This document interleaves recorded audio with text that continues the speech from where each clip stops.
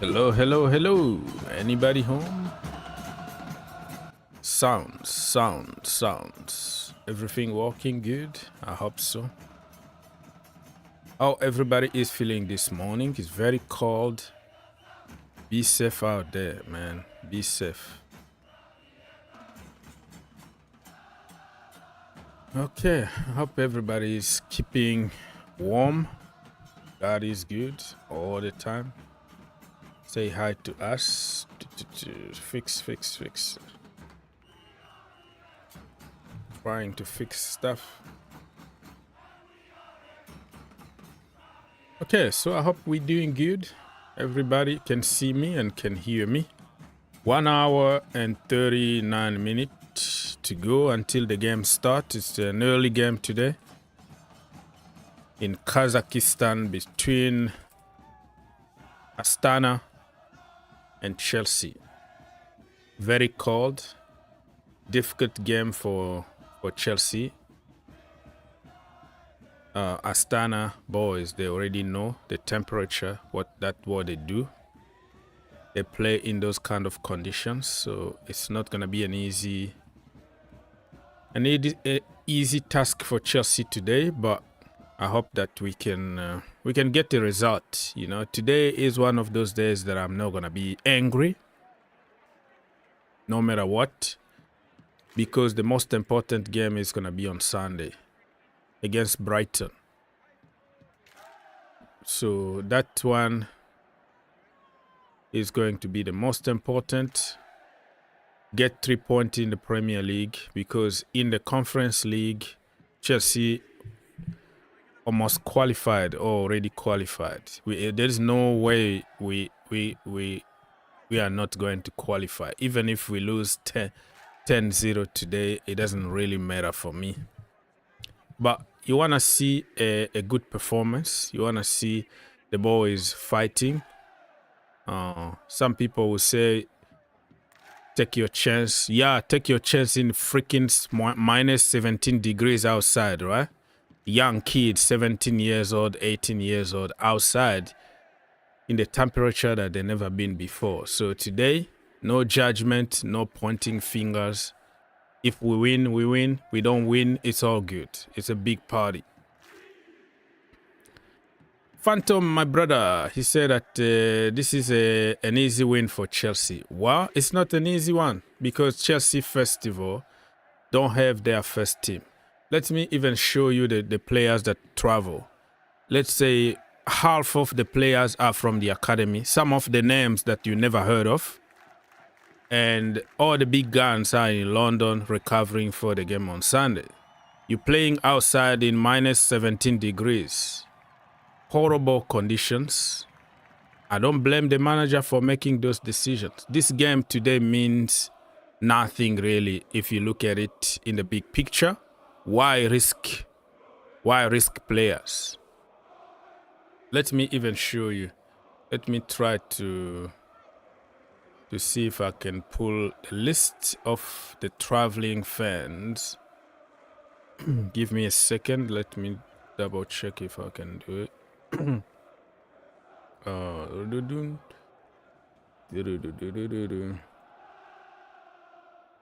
Let's see. And those teams, Phantom, I think one day you told me that you are from that region there. Well, you're an American, but you say like you might have like a Gangan can genes or something. So you're a strong man. You are from the royal family. So you know that part of the world is very cold, right? To survive there, you have to be strong. You never been there before. You don't know. Those kids, all of them never been there before. So, let me see. So, you're gonna find yourself in a situation, very, very tough situation there.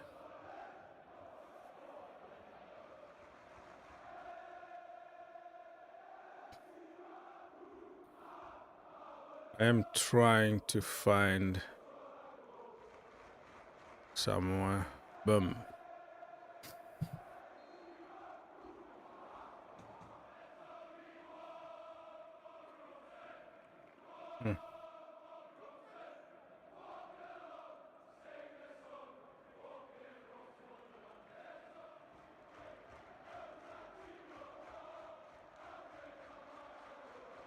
Okay, kind of weird, but let me see. Boom.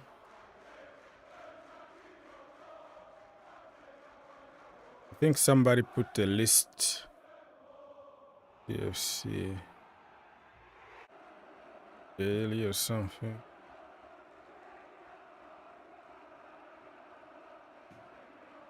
Yeah, even Chelsea website put a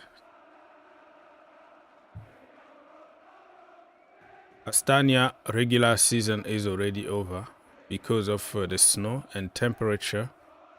And at the moment, they only play conference leagues match. They have only played 3 matches since November the 10th. It means nothing. That means they are even stronger and fitter than ever. You know what I mean? So yeah, I think this is the list of traveling squad. So goalkeepers, we have Jorgensen, Bergstrom, and Marc. Defenders, Disasi, Torsen, Renato Vega, Josh Anchepong. He was frozen for 2 months or more than that. He just coming from jail that Chelsea put him. What do you expect him to do today? Harrison, Richard Olise, Kaiden Wilson.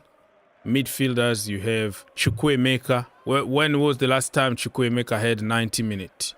2 years ago or something like that. And you have Dewsbury Hall, Keanu Dyer, Raksaki, Harvey Vell. Have you heard of him? Yeah, 3 years ago, he was one of the hottest properties from the academy. Today, he's still in the academy. He's like 21, almost 22 years old. Have you heard of him? No. So, this midfield, who is the guy that you go and say, wow, you know, no Caicedo, no Lavia, no Enzo, no nobody really. And forward, Pedro Neto is like the big name there. Only Pedro Neto. Other people here, have you heard of them? Ato Apa, have you heard of him? Tariq George, yeah, because he been in and around the club lately. Marc Guiu barely played. And Moika, have you heard of him? So if you say that it's going to be an easy win for Chelsea, think again, brother. Think again, because it's probably the most complicated game that you can have in this time of the year. Junior Pinnock, up the Chelsea. Let's go. I have come back from loan when Chelsea and Chelsea blew again. Yeah, the last time you said that you're going to come back if Chelsea beat Tottenham. We were losing 2-0 and you were panicking already, right? I expect Mudryk to score. Mudryk is not even there. Mudryk is sick. He's been sick for the last 2 weeks anyways. You know, he's not even training with the team. So how he's going to score when he didn't even travel to Kazakhstan? It's a very, very cold part of the world. Like people there, how they survive, man, it's cold. Extremely cold. Even UK, you know, London weather, people said it's muggy, it's cold almost the entire year, but you can't compare minus 17, 20 degrees to, let's say, 15 degrees. You are in the positives anyways. But over there, they are mostly in the negative. So with the negative temperature, I think we're going to have the lineup earlier. It's going to be not a big surprise, though. Not a big surprise because you don't have any choice. It's gonna be a bunch of kids. Literally a bunch of kids.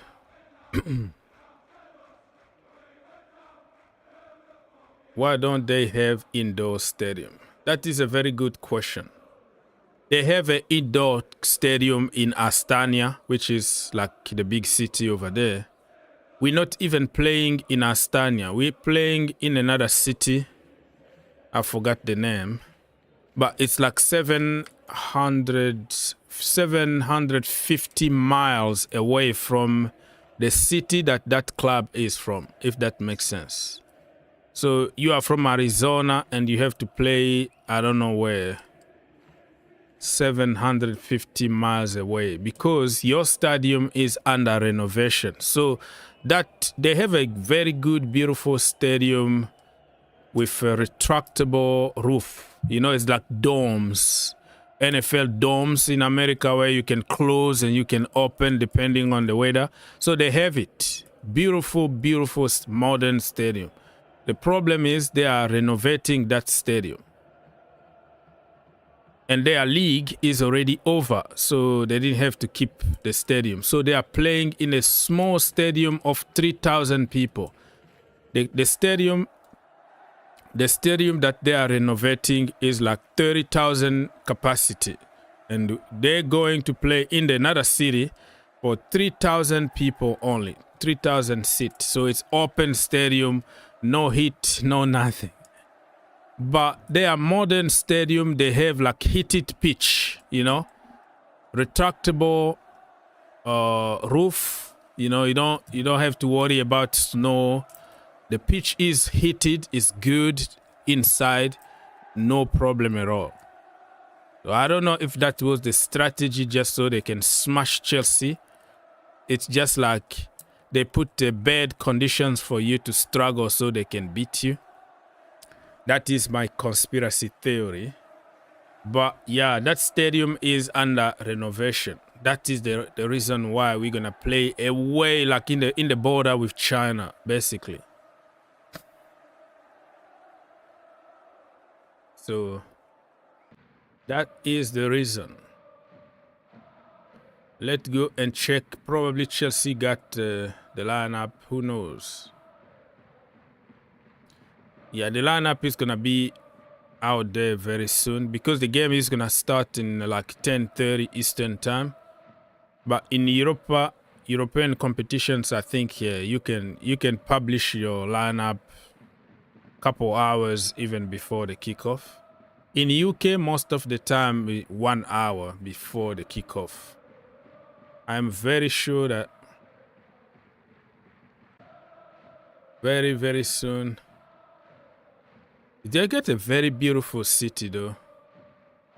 Kazakhstan, when you hear about Kazakhstan, you always think that it's not nice. But if you go to the history and you start checking on their historical places and castles, and it's beautiful, beautiful, beautiful over there.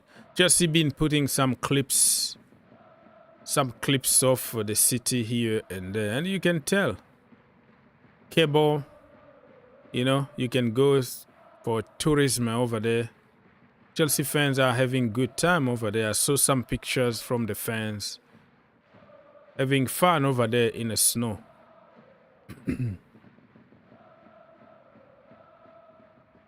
Legend charity game between Chelsea and Liverpool is gonna be March 2025 at Anfield Stadium. Okay, we have time to talk about that.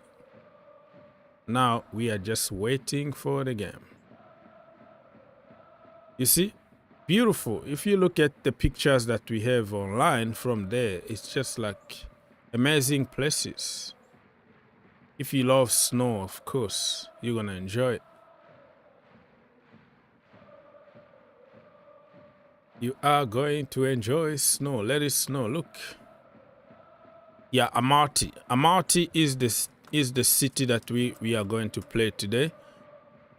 Instead of Astana. So we were supposed to play in Astana, which is who got that beautiful stadium, but now we have to play miles and miles away because of the stadium renovation. Thank you everybody for stopping by. God bless you. Been a while. If you wanna come here, call us and have fun, feel free to do so. If you don't have time, no problem. No problem at all, my friends. No problem. So if anybody got the what is called the lineup, you can tell us. You can tell us so we can communicate. Let me see. Aziz the king is in the building. We have many kings this morning. Good morning, Aziz. Hope you're doing good. You're keeping yourself warm. Cherry King 24 said that good morning. Good morning to you, Cherry. Cherry on top. Kazakhstan is where Russia launched their... Okay. I don't want to say that because it might be blocked. But I know what you mean. Kazakhstan. Oh, wow. I didn't know that.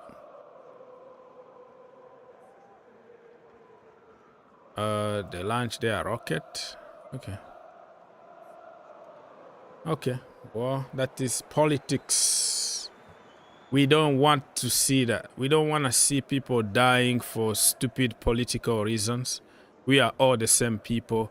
We want to just live in peace. Leave us alone. Those politicians, they are just killing us for no reason. Okay. Just double checking on Astana, Amati Stadium, blah, blah, blah. Amati Stadium. So that is where we're going to play today. Jean-Paul. Yes, brother, bonjour. Bonjour. What's Comment going vous on, allez bro? là-bas avec la famille? Yeah, everything is doing good. It's cold, but it's cool. That's that part of the business. Cold. I know. How's yesterday? Your side was been raining yesterday? Huh? It was raining? It was, Me? yeah, it was rain. Yeah, your side there in Kentucky? No. It wasn't. It wasn't. Oh, wait. Like night, yeah. At night, it was rain at night, but in the morning, it was gone. Yeah. For me, yesterday was crazy because I just reached home yesterday from France.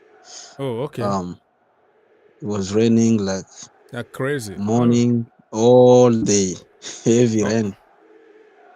Yeah, rain is a good thing. It's another blessing from God because guess what? Farmers, they need rain to grow their crops so we can eat. So everything is there for a reason, you know? We can complain about the weather, we can complain about many things, but God created everything for a reason. So we have just to appreciate it and be happy. Aziz, the king, what's going on, bro?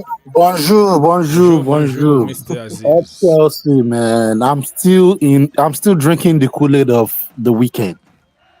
Okay. Yeah, I Um, haven't talked to you even about the weekend. yeah, man. No, I was on your live on Sunday, but you didn't Okay. come online. Yeah, I didn't But come live. I yeah, was babysitting, so I didn't want to. Yeah. yeah. So I'm still drinking the Kool-Aid from Sunday. Those boys showed me a mentality that's Yeah, we are building is mentality gone. monsters, right? Like, That has been gone in a while. Like even when Sancho scored, I just had to go rewatch it again. I had to watch that game like 2-3 times again. I don't know. I just had to go rewatch that game again.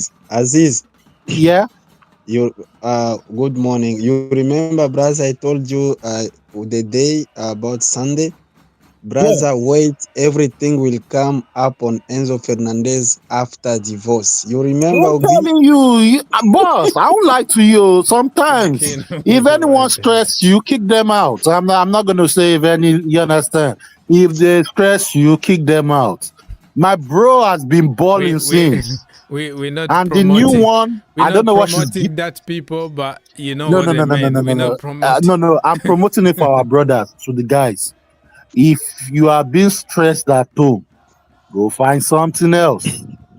For me, brother, when I keep watching that game in my office at work every single time because the boys, I love Enzo. Enzo Maresca, keep calm, keep calm. After Kukurea changed his boots, then they have a thought with Kukurea, keep pushing. You see how Kukurea move in the middle, then Yes. Sancho create the goal. What I noticed that game was What a game. Yeah, it's kind of, in the end, it's kind of a little bit of a bitter test because of the goal that we conceded the last minute. It was so stupid to concede. But overall, when you look at where we were, 2-0 down, and then 2-1, 2-2, 3, and 4, that was amazing. Mr. And O's, yesterday that weekend was the first time that I was so comfortable. Even from, I'm not gonna lie to you, even from 2 goals down, I just had the feeling that if we scored one, we're going to score another one. Because even when we're 2 goals down, we're creating chances. Enzo gave Jackson, he created chance for Sancho, he created chance for Palmer that he missed, and I knew now we're gonna score. yeah, I knew the I boys' even said it on social media. I was tweeting, and I'm like, when we are 2-0 down, I was like, no, this is the game start now. Because in my preview, I predicted 4-2 to Chelsea, and I was like, no, don't worry. Like one of those games that you don't feel like panicking after 2-0 down. You're like, it's Tottenham, guys. This is the history of Tottenham. Yeah, and one thing I want to say to all those rival fans saying, oh, all those pundits saying, oh, because Tottenham are not informed. This same Tottenham was the same team that beat Manchester City 4-0. Manchester City, even when they were not informed.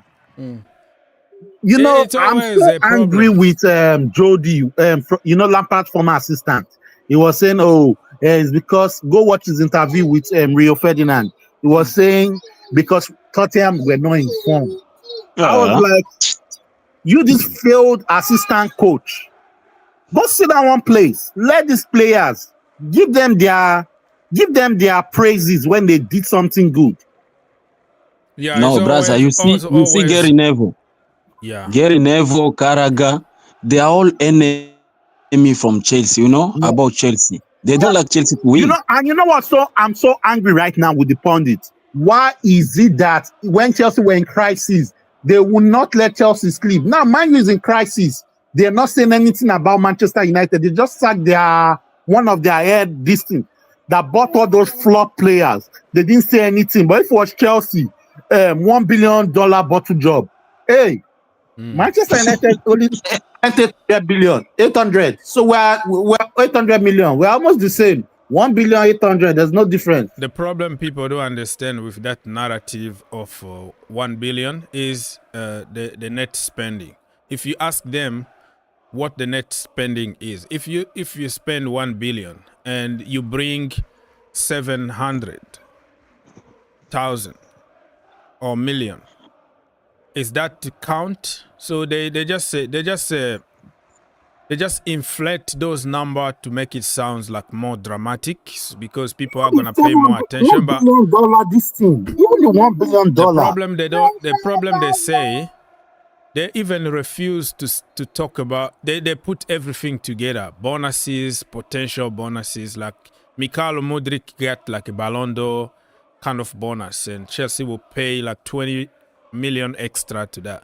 They take all that, they put in the package of 1 billion, right? So there are maybe iffy stuff they put in the package and put it out there like 1 billion, so it sounds like, wow, you spent a lot of money. They refuse to talk about Koulibaly, Mendy, Aubameyang, and all the salary that we took off the off the books and the players that we sold. They refuse to talk about the sales. Every other business from Chelsea, they don't talk about it. It just let bombard people with big amount. It sounds dramatic. It sounds evil. It sounds really bad. So it's a marketing tools for them, because that's how they make their money. The more evil you talk about Chelsea, the more attention you're gonna get from people. So, and that's what, brother, I love what Enzo Maresca is doing right now about the press conference. I'm not in the title race, but inside the dressing room, I love everybody is under all power of motivation. We have to win something because of too many criticism, too many stuff going on, but let's keep doing that momentum we're and going game by everything will game. be It's perfect. not even Yeah. about anything. We going there game by game. If we win or if we fight for the title, it has to be naturally. We're not gonna put any pressure. Nobody gave us a chance to do anything this season. So anything that will happen now is a bonus. So I like. Yeah. Mr. Oz. Yes, sir. Sorry to cut you off. This is the time we should give kudos to Mourinho, because you know why I said we should give kudos to Mourinho. I saw what is happening to Man City. Losing, win, lose. They've lost like 9 games back to back. Yeah, they lost a lot of games in the last few. Yeah. Before they used to be like, even great coaches, they can bounce back. That, oh, this is not a crisis. But if it was Mourinho, they would have said, oh, Mourinho is not a good coach no more. When Mourinho too was having his own bad patch. What's the difference between Mourinho and Pep Guardiola, man? Yeah, there is no any difference. The problem is Mourinho is that showman that people want to make money off. They want to interpret every word from Mourinho. His box office, in terms of commercial value, you can't compare them with Pep Guardiola. Pep Guardiola is on the pitch, he's a genius, he's that. But when it comes to the microphone, when it comes to selling product, Mourinho is there. And I understand what you mean by, if it was Mourinho having this kind of result, the world were going crazy. Now, try to blame whatever, or the players, or end of the cycle or something. Nobody really is hammering Pep Guardiola. They still call him the best in the world, and going through a bad patch, and talking about injuries and all that. Chelsea last season, we had 14 injuries, key injuries. Some players didn't even play the entire season. Key player. It's like you lose your Saka, you lose your Saliba, Gabriel. That is a comparison of what Chelsea were having. You lose your Odegaard, you lose your Declan Rice. That was Chelsea last season for a long period of time. But nobody cares. Oh, Chelsea, you spent 1 billion. You have to find miracles. Because you spent money, nobody has the right to get injured. But now, when Manchester City got couple injuries, Rodri is out, and then it's the end of the world. It's a national crisis. Oh, look at them. Oh, feel sorry for Pep. Look, oh man, he's dealing with 2 injuries. I'm like, bloody hell, it's 2 injuries, okay? 2. Chelsea 14. And then Arsenal the same. Odegaard brother, got injured. I can't stop you. You see, that's why Manchester City fan, they say there is no any excuse of Pep Guardiola saying, oh, people say like, because of Rodri, Kevin De Bruyne. That is not any excuse for that, because you have the good player. That is a good point. That's what I'm going with, because they still have a lot of players. But if Chelsea complain about 14 injuries, Nkunku out, Reece James out, Chilwell out, Enzo Fernandez out, Lavia out, everybody pretty much, even Thiago Silva last season was probably played half of the season because of injuries and issues here and there. But all that doesn't count. Oh, no, you can't complain because was out too. Kobe was out. Colwill injured. All of them injured. Reece James was out. But Like I said, also some at of some them. point, and then no, you can't complain because you spent money. Manchester City spent more money in term of net spending. Every team, Arsenal, Manchester United, Manchester City, all of them spend more in term of net spending, which is what you sold and what you brought, and then you have a balance, right? So our balance is positive. Nobody is talking about it. They just talk about the 1 billion, a made up number that people put there just for commercial, just for business reasons. But for them, Rodri is out. Yeah, we didn't have Fofana too. We didn't have Lavia for the entire season. Reece James wasn't there. Why are you crying? And we almost qualified for top 4 last season. Nobody wanted to hear us. Nobody felt sorry for us. It was all, oh, deal with it because you spent money. You see, it's hypocrisy. It's a double standard. Because it's Chelsea. Chelsea are main office. Chelsea make them money and give them jobs. So they have to find something negative about Chelsea. Is anybody really got Nice? Hey, Mr. Oz, I'm Yes, listening to you guys. I'm giving my daughter a shower. No problem, bro. No Yes, problem. sir. Family first. I'll be here for a little while. Don't worry about it, bro. He's still here. He's still here. Hey, brother, I see the news. Richard Olise, whatever, he will be on the squad. Olise, brother. Yeah, he traveled, but we don't know if he's gonna start though. We don't even have No. many people on the bench, so Richard or Olise is. Okay, so we have the lineup from Nizer Kinsella. Chelsea starting 11 to face. I wanted to say in French to face Astana. Jorgensen, Anchipong, Disasi, Tosen, Vega, Raksaki, Dewsbury Hall, Chukwuemeka, Neto, Guiu, Tariq, George. Let me scroll down a little bit. Yeah, so that's... Yeah, let me just go to a main post from Chelsea website. Give me a second. Takes a few seconds to load. Chelsea hasn't really announced anything, but some journalists are throwing some names already there. But yeah, let's double check on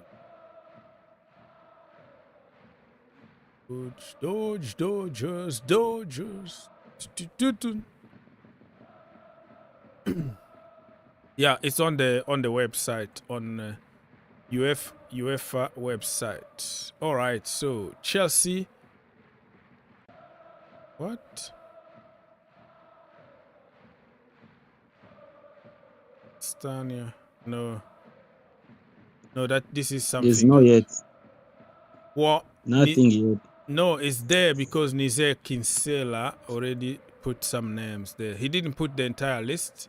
He just like counted people with some names.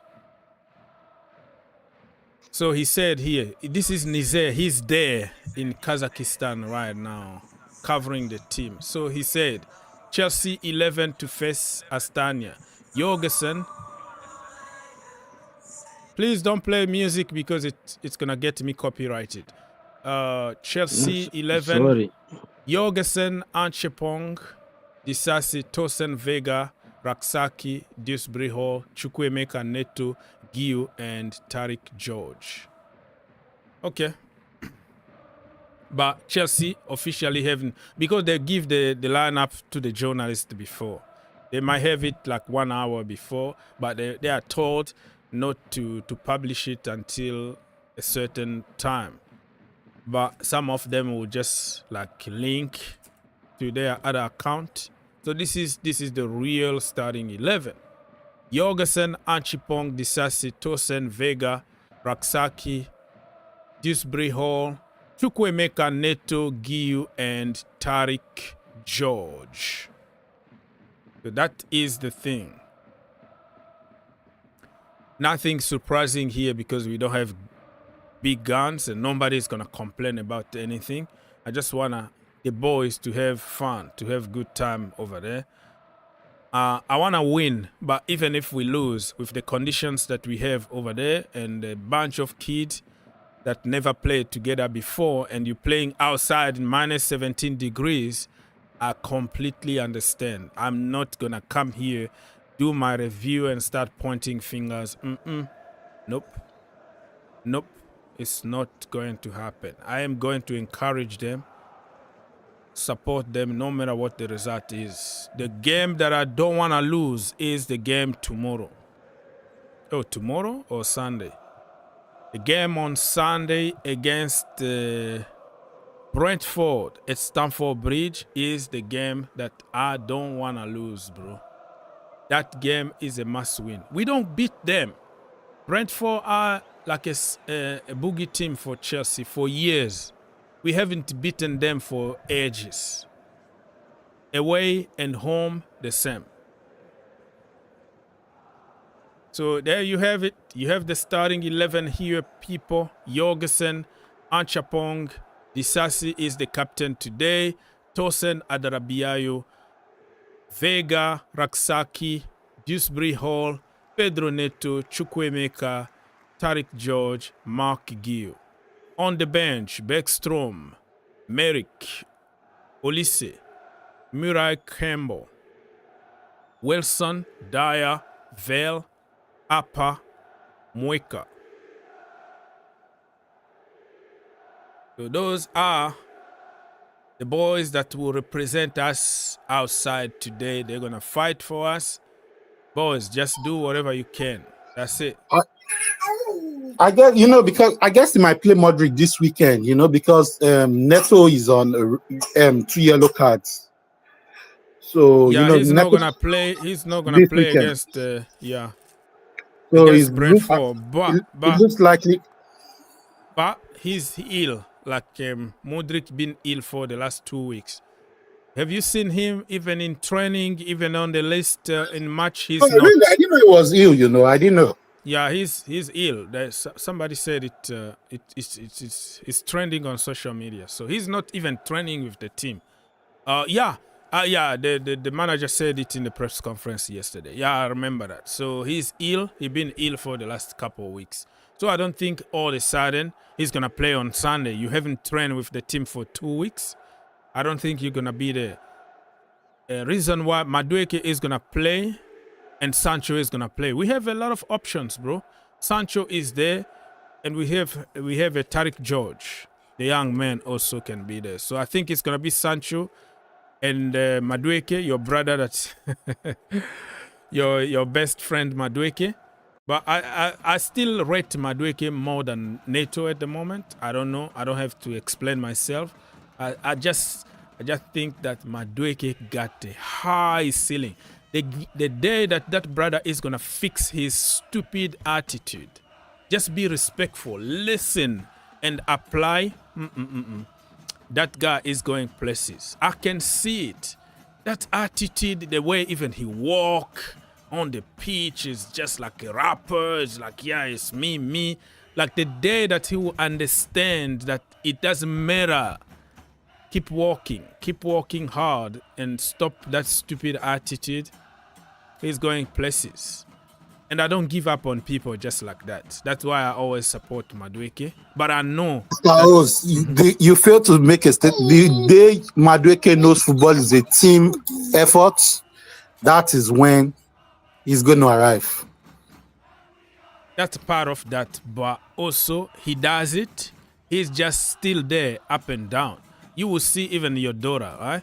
She's going to walk, fall again, start scrolling again, and walk again and forget that she can walk.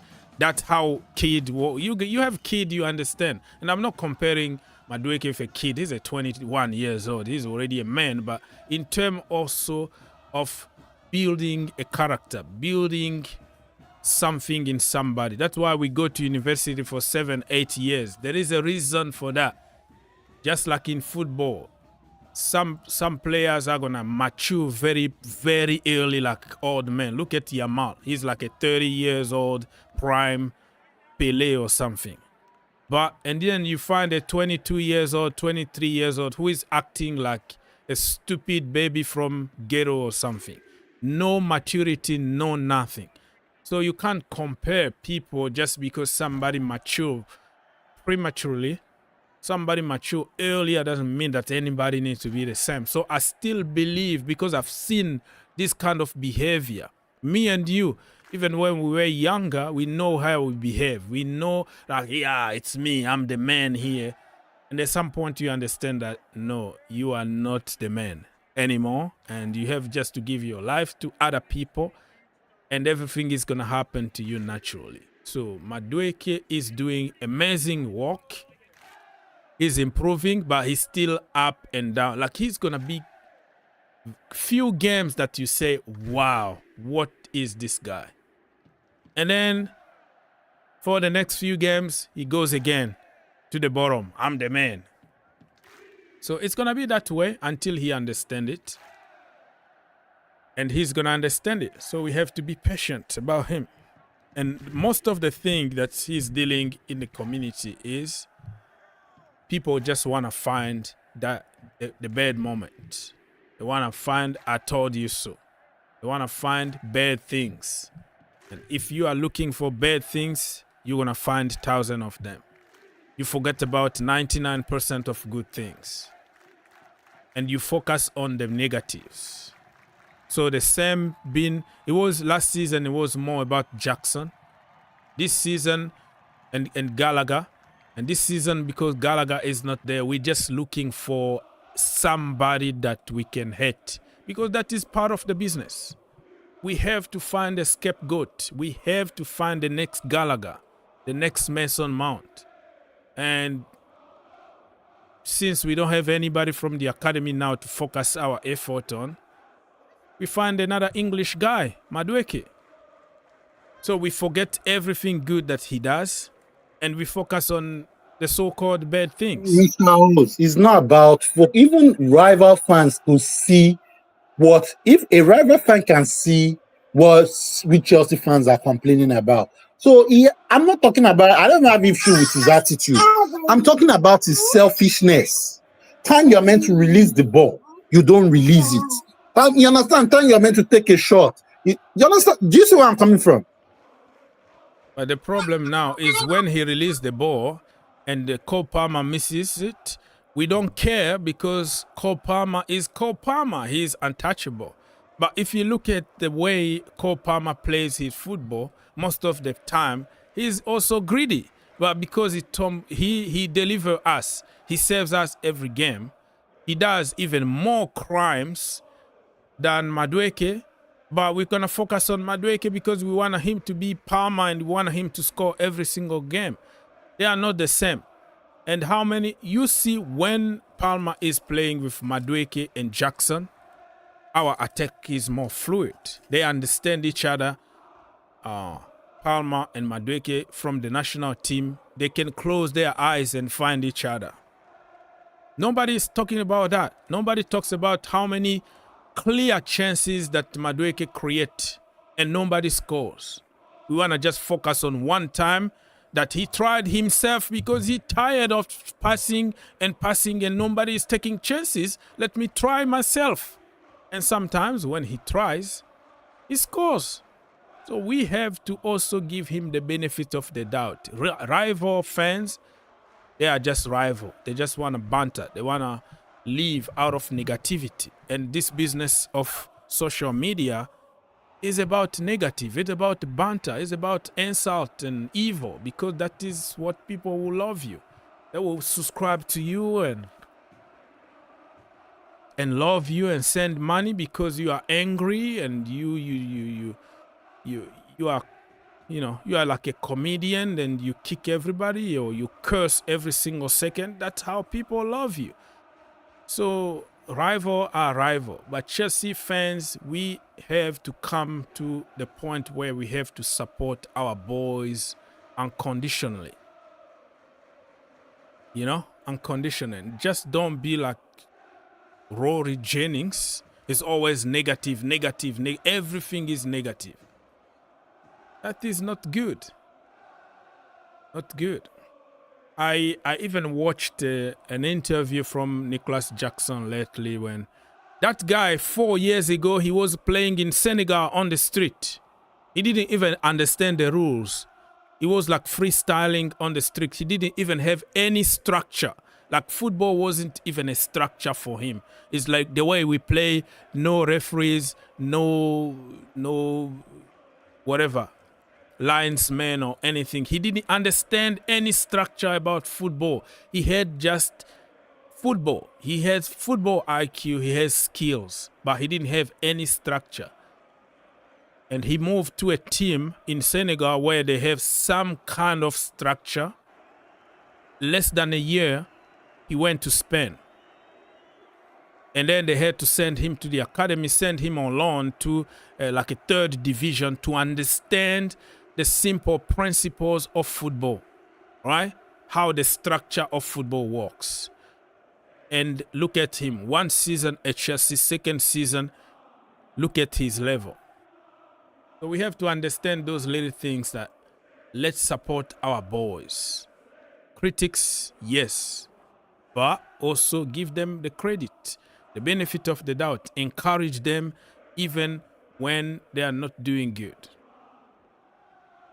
Seni Oni said that those kids will write their names with gold today, I guess. Big up Ogs, big up the people. Yeah, can you really write your name in gold in conditions like this? I don't think so. The conditions are horrible. Minus 15 degrees outside. A bunch of kids that never played together. Look, like Guiu, when was the last time he played a game of football? Tariq George, when was the last time? Chukwuemeka, 90 minutes was like 2 years ago when he played 90 minutes of football. Neto, yeah, that is a big name. KDH, when was the last time he played 90 minutes? Since he left Leicester City. Raksaki, have you heard of his name? No, right? Vega is on and off here and there, few minutes here and there. Tosin been on the bench more than on the football game. Disasi, Anchapong, he was frozen by Chelsea for 3 months. He's coming from a long suspension, jail that Chelsea put him. Do you really expect him to all of a sudden becomes Dani Alves or Roberto Carlos after 3 months out for 18 years old? Think about it. So this is not the kind of games that you're going to say, oh, now you have to show people. Take your opportunity. You don't take opportunity in games like this. Outside with a completely different story. You never played together. It's like a team that we just collected from our neighborhood. Go play this game and you judge them. It's not going to be fair. But I know Chelsea fans, we are looking for somebody to point fingers and be angry. So we're going to always blame those kids. Oh, I told you so. English players, academy, look at this. Hello? Why you didn't put Caicedo there and Enzo and let judge them in minus 15 degrees outside? Why you didn't do that? So today's game is not the game that I'm going to judge anybody. Today is the day to encourage them, applaud them. What's going to happen will happen. The pitch is frozen. The ball can't even bounce properly. The passes are going to be horrible. And for people who never played together before. So I don't really think that we should really focus our attention today on the kids. We have to encourage them. The most important is Sunday. I want to beat Brentford. And Brentford have been scoring goals for fun, been playing, been winning games in the last minute. They've been awesome since Ivan Toney left. So we have to be very, very careful. Sunday is the day. Today, even if we lose, there is no consequence really, because we're going to qualify anyway and we're going to win this trophy. So I want to go without losing any game. Don't get me wrong. I want to go there, beat everybody, 100% record, win the damn thing. But I don't think losing today is going to be something that will affect us it's not going to affect anything because we're going to win the trophy anyways. This is one of those games that will discipline us to say, you know what, we're not going ever again to the conference league. Ever again. This is the last game because we don't want to deal with Kazakhstan again. In the Champions League, you don't go to countries and you know, very far there down. You know what I mean? So Drew Bell said that let me read this. Drogba, remember Drogba, Nicholas Jackson kind of hard had the same rise to top. Different Didi started late. Imagine what Jackson would be like in prime. Yeah, that's what people don't understand. Nicholas Jackson 4 years ago, he was playing bare feet in Gambia, right? No shoes, no nothing, just playing with a broken ball, or you know, they put some dirt in whatever and they scotch it, you know, they wrap it up and use like a ball. No structure, no proper stadium, no proper lawn, outside, barefoot, you hurting yourself, and then you play football. Imagine now, in 4 years from now, how good that brother is gonna be. You're talking about Drogba. Yes, I can see what you mean by Drogba. Drogba came from the street of France. Drogba came to France with his uncle when he was very young, baby. And he was playing in the street of France. But in France, you can have some kind of structure even on the street, because you can still go to a nice lawn, a nice kind of field, ground that you can play football outside. But in Africa, it's on the street, right? But in France, there are some kind of structure, even if you don't go to the academy. So I can see your comparison with him, with Drogba. Drogba never went to an academy or anything. He learned in the street of France, which still better than learning from the street of Africa. Because in France, you still have coaches that come help you, that can develop you from the street. But over there, it's just like in the jungle, you have to fight for your own life.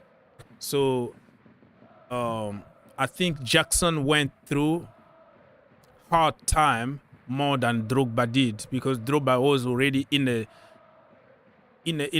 good country, in a football country, where you have so many people coming on the street to recruit you and can give you a good platform to develop, if that makes sense. Why you defend? I saw the interview. I saw the interview, yeah, with Jackson. I'm sorry from all Chelsea fans that have given this guy a hard time, because one, you know, you don't know people's stories sometimes. You didn't have the education, like how to structure yourself, where to be when you're a striker, which I understand. That's why I said big up to him for what he's doing this season, and I want him to not stop. I want him to continue. He can come here and be a legend, because I've noticed he thrives on criticism. Every time you criticize him, he comes out to prove people wrong. That's the kind of player he is, and I want him to go out there and flourish. You're talking about Jackson? Yes. I want him to go out there and flourish. The problem with him now, like even him, he still has some kind of attitude. Did you see the last time he was subbed, and then he was in the bench crying? Well, he was crying. He wanted to cry because the last game he was emotional. You know why? You want to know why? Why? Because of the standard he set for himself. He didn't what's it called? He didn't get it. And that is what I need from my player. Hold on 1 second. Yeah, take your time.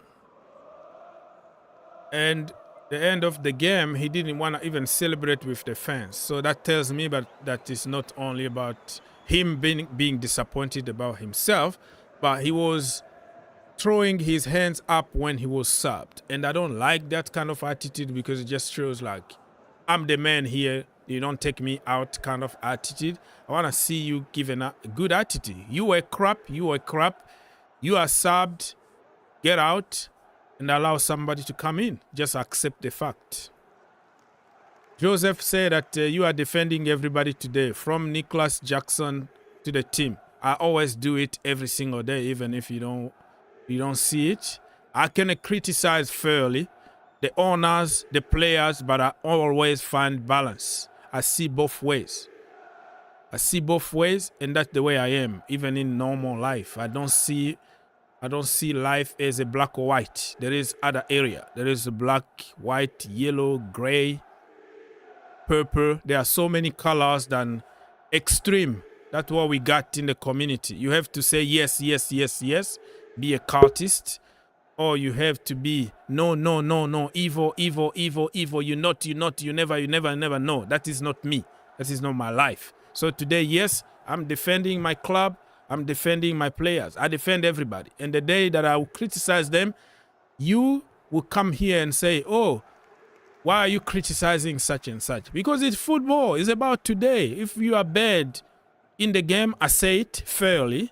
If you are good, I say it. So some people expect me to come here and just praise, hallelujah, praise the Lord.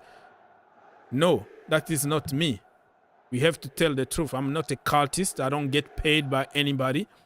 And I'm not also evil person that will come here and see negative. You will never do this. You will never do that. No. I'm not part of drama account, right? I'm part of peace and love and telling the truth. Mr. McKean, whenever you're ready, brother, I put you through, but you just disconnected. Mr. Fee, YouTube say, tonight, no surprise, 6-0. With what team, bro? What team you gonna beat? You're gonna beat Astana 6-0. What team? It could happen, but those people, Astana, they have a team that play in those conditions their entire lives. They are used to the cold. They are used to the weather. They are used to everything. You know, and you go there, very, very cold, strange conditions. You put a bunch of kids from the academy and you expect to beat them 6-0. My brother, good luck. Good luck with that. People's Republic said that United, Brentford United. Brentford United? Are they called the United? They are called the Bees, right? Brentford United is a very toxic team and should not be underestimated. Brentford, I don't think their name is United, bro. What are you talking about? Are you talking about Jamie or Jimmy Carragher here? Let me double check. I don't think you are spreading fake news. Fake news, people. From Mr. People's Republic is spreading fake news. Brentford, no, they are not United, bro. Come on. Brentford United? What are you talking about? Just say Brentford. Nah, I'm checking on their nicknames here and I don't see anything United. So you might be smoking something bad today. Your head is gone. So Brentford, don't underestimate them. Yeah, that's true. We haven't beaten them for a while, for a long, long time. So we have to be careful with that team. That is the game that I want to win at any cost. Win at any cost. The Conference League has been a huge blessing to Chelsea. It's given us a free chance to give the squad player games, test information, and much more. Yeah, I didn't really want the Conference League, but it's happened and it's turned to be a good thing for Chelsea. Football in Africa is not in the strict, in the bumpy, dry, rusty surface played with with worn out football, and it's all about dribbling and exciting the crowd. Yeah, dry, and those you can find even pieces of glasses, pieces of like metal, like you see people bleeding, like kid bleeding on the street playing football. I was in Jamaica and I saw the same thing, like the kid barefoot playing football, and I jumped from our car and I went there and I asked them if I can play with them. It was beautiful. Like, it's so natural. It's just so beautiful to see like people just enjoying everything. And the pitch, it wasn't even on the pitch. It's like the street. Like if you are driving, I'm talking about the street here. It's not like bumpy kind of surface or whatever. It's street. Even if you are driving, right, they know taxi is coming there, but they keep on playing here. If the taxi, oh, stop for now, and then the car passes, and then they keep on playing. All right. Richard Derulu. Richard, I'm gonna call you Richard, Mr. Richard. Whoever joined Footstead for live stream, please check out my account. You have an account? Okay, Richard, whoever joined Footstead for live stream, please check out. So you're promoting, you're getting a free promotion here. Yeah, check out his account. I don't have any problem by people promoting their stuff. I'm gonna check out your account when I finish streaming here. You don't have to do it. You can even ask me officially, and I will name you and promote you. No problem. And we also have some other big channels. This is just for streams, but we have some big channels too that we do some other stuff. Check out on the Green Turf GFC YouTube channel. This is just for stream, and it's still a very small channel.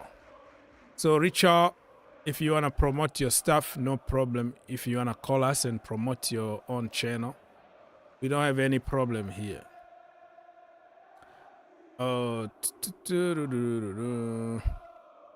What else? And I think Fee YouTube, I don't know. Probably also got his own YouTube stuff. So yeah, this is a platform for everybody. We don't care. We promote and talk about everybody here. All right, people. So slowly and surely we are getting to the nitty-gritty of the deal today. The game is gonna start in 37 minutes 50 seconds in my location, somewhere in the jungle of Kentucky. It's cold, bro. It's cold. Let's go. Let's double check if the players are on the pitch. Why they don't show us like the pitch, the conditions? Oh, look at that. Look at the boys.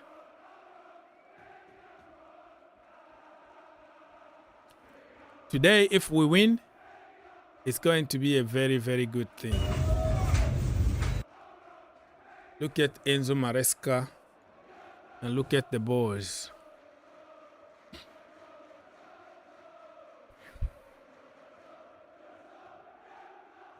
Keep warm, people. Keep warm.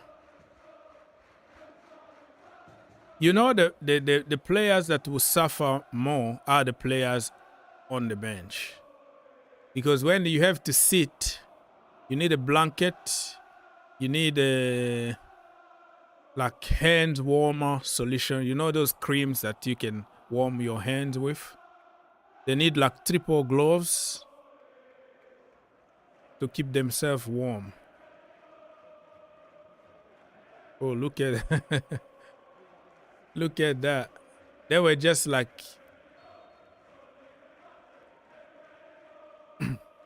taking the snow off the grass or something. This is going to be something else.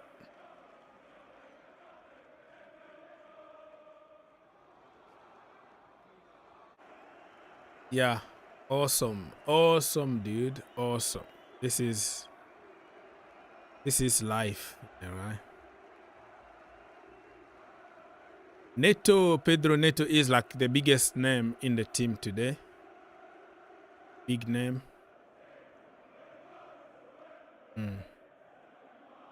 Renato Vega. Michael Olise, not Michael, the young brother of Olise. So, another Olise rejected us. A new Olise is playing for us. You know, no biggie. And people, if you are on social media, this is my page here. Green Turf. Green Turf also is a YouTube channel. Our main channel there with over 150,000 people. If you want to be part of the community, you join us over there. And you won't be disappointed. GFC also. I've been a little bit busy lately, so kind of the content, less content, but at least one or every other day I would drop content somewhere. It's very difficult to move in like winter time. Winter time is not the time to move. We have time to talk about that. Manchester City, what is happening with Manchester City, people? Since Erling Haaland came up with be humble, huh? Be humble thing. And then they've been humbled themselves. Yesterday, Juventus, bam, 2-0. Haaland looked like a Sunday League player. What is happening? 115 charges also hanging over their head. So Manchester City are not doing that great this time, bro. City are in trouble. But don't write them off yet, because City, still Pep Guardiola, still Erling Haaland, still De Bruyne. But the way they are collapsing right now makes Chelsea crisis like more bearable. Make Chelsea feel better. All right.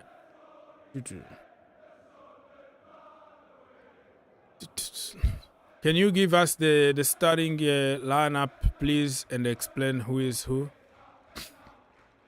Yeah, I gave it like 1,000 times, but probably you're still at work and you didn't see it. Well, let me do it again.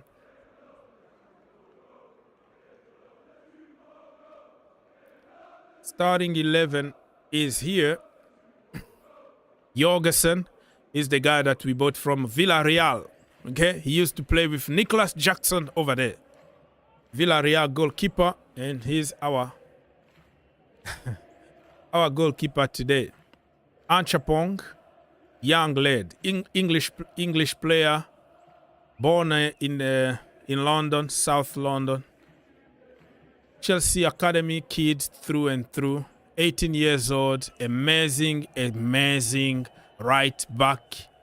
This is the next big thing. Remember the name, Anchapong.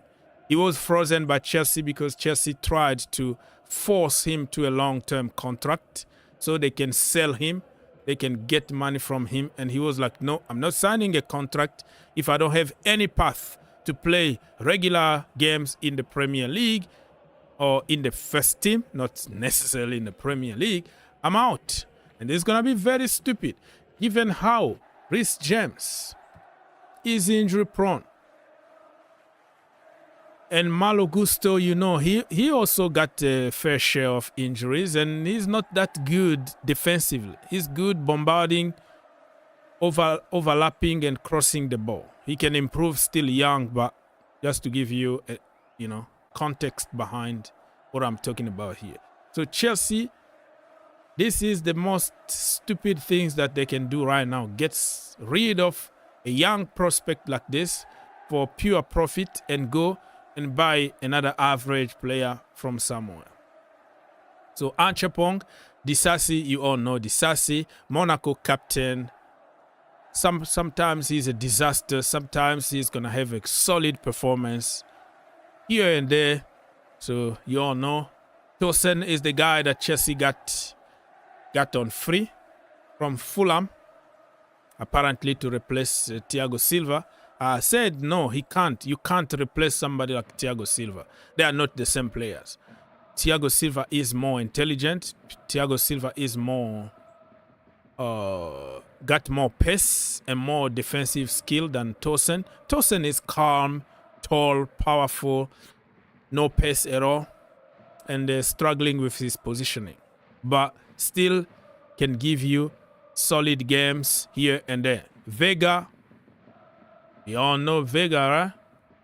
From Switzerland. That we bought him instead of Calafiori, we went for Vega. Raksaki, another academy product, English player, Cobham through and through. Dewsbury Hall, sorry ball. This guy was supposed to be Jorginho with Sarri, Dewsbury Hall with Enzo Maresca, right? Maresca's son. But this is where I gave respect. The first time that I gave Maresca credit was the day that we started an official game and Dewsbury Hall wasn't even on the bench. I was like, yeah, that's what we're talking about. Because I was thinking, oh man, he's bringing this guy.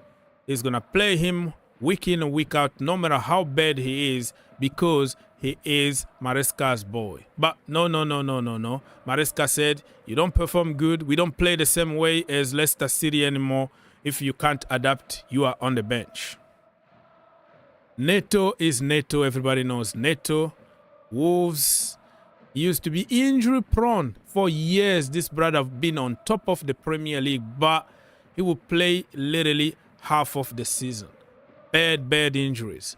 And since he joined Chelsea, no injuries because we are managing him nicely, playing one game a week or even no game at all the entire week. So fingers crossed it can continue that way. But he got I think he got like 5 yellow cards already this season. So he's not going to play against Brentford on Sunday. Chukwuemeka, we bought him from Aston Villa almost 3 years ago. Very promising young man. Had a lot of injuries though since he joined Chelsea. Bad injuries in key moment of the season where he start having some momentum and all of a sudden, boom, bad injury. He's out for month and month. And then somebody comes and takes his place. So he's been unlucky. And this season, under the new manager, Enzo Maresca, he's not really having his chance. Only few minutes here and there. Even when he's fit and ready to play, the manager don't trust him. So he's going to be punished today. Put out there in minus 15 degrees just to make a case, to make him an example. All right. Tariq George, another academy product through and through, Chelsea, born in London. Marc Guiu is from the Academy of La Masia, Barcelona Academy, 5 million transfer fee. Very, very good handful center back. He just need to start scoring. The day that this guy is going to start scoring regularly, my brother, he's going right to the very top. He's handful. He's that spirit of fight, closing down. He's just amazing. Like, if you want somebody to press right from the front line, Guiu is your man. How many mistakes that he forced the goalkeeper or the defense to make? Only scored 1 goal for Chelsea this season. But this guy, if he can play week in, week out somewhere, oh my goodness, what a player he's going to be. I really trust him. So, People's Republic, on you got your demand. You got all 11. And I don't want to go to the bench because it's going to be too long. So, you got your starting 11. Jorgensen, Achepong, Disasi, Tosin, Vega, Raksaki, Dewsbury Hall, Neto, Chukwuemeka, George, and Marc Guiu. Good luck, boys. Good luck. 25 minutes to go until the kickoff. Whew. What else? What else? What else? Thank you, everybody, for stopping by. Continue to smash that like button. Get also in the poll where I ask you who's going to win the Conference League between Chelsea, Chelsea, Chelsea, Chelsea.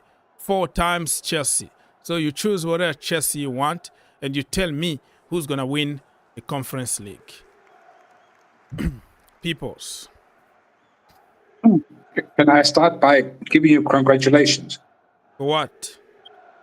That is some of the best content I've heard from you in a long, long time.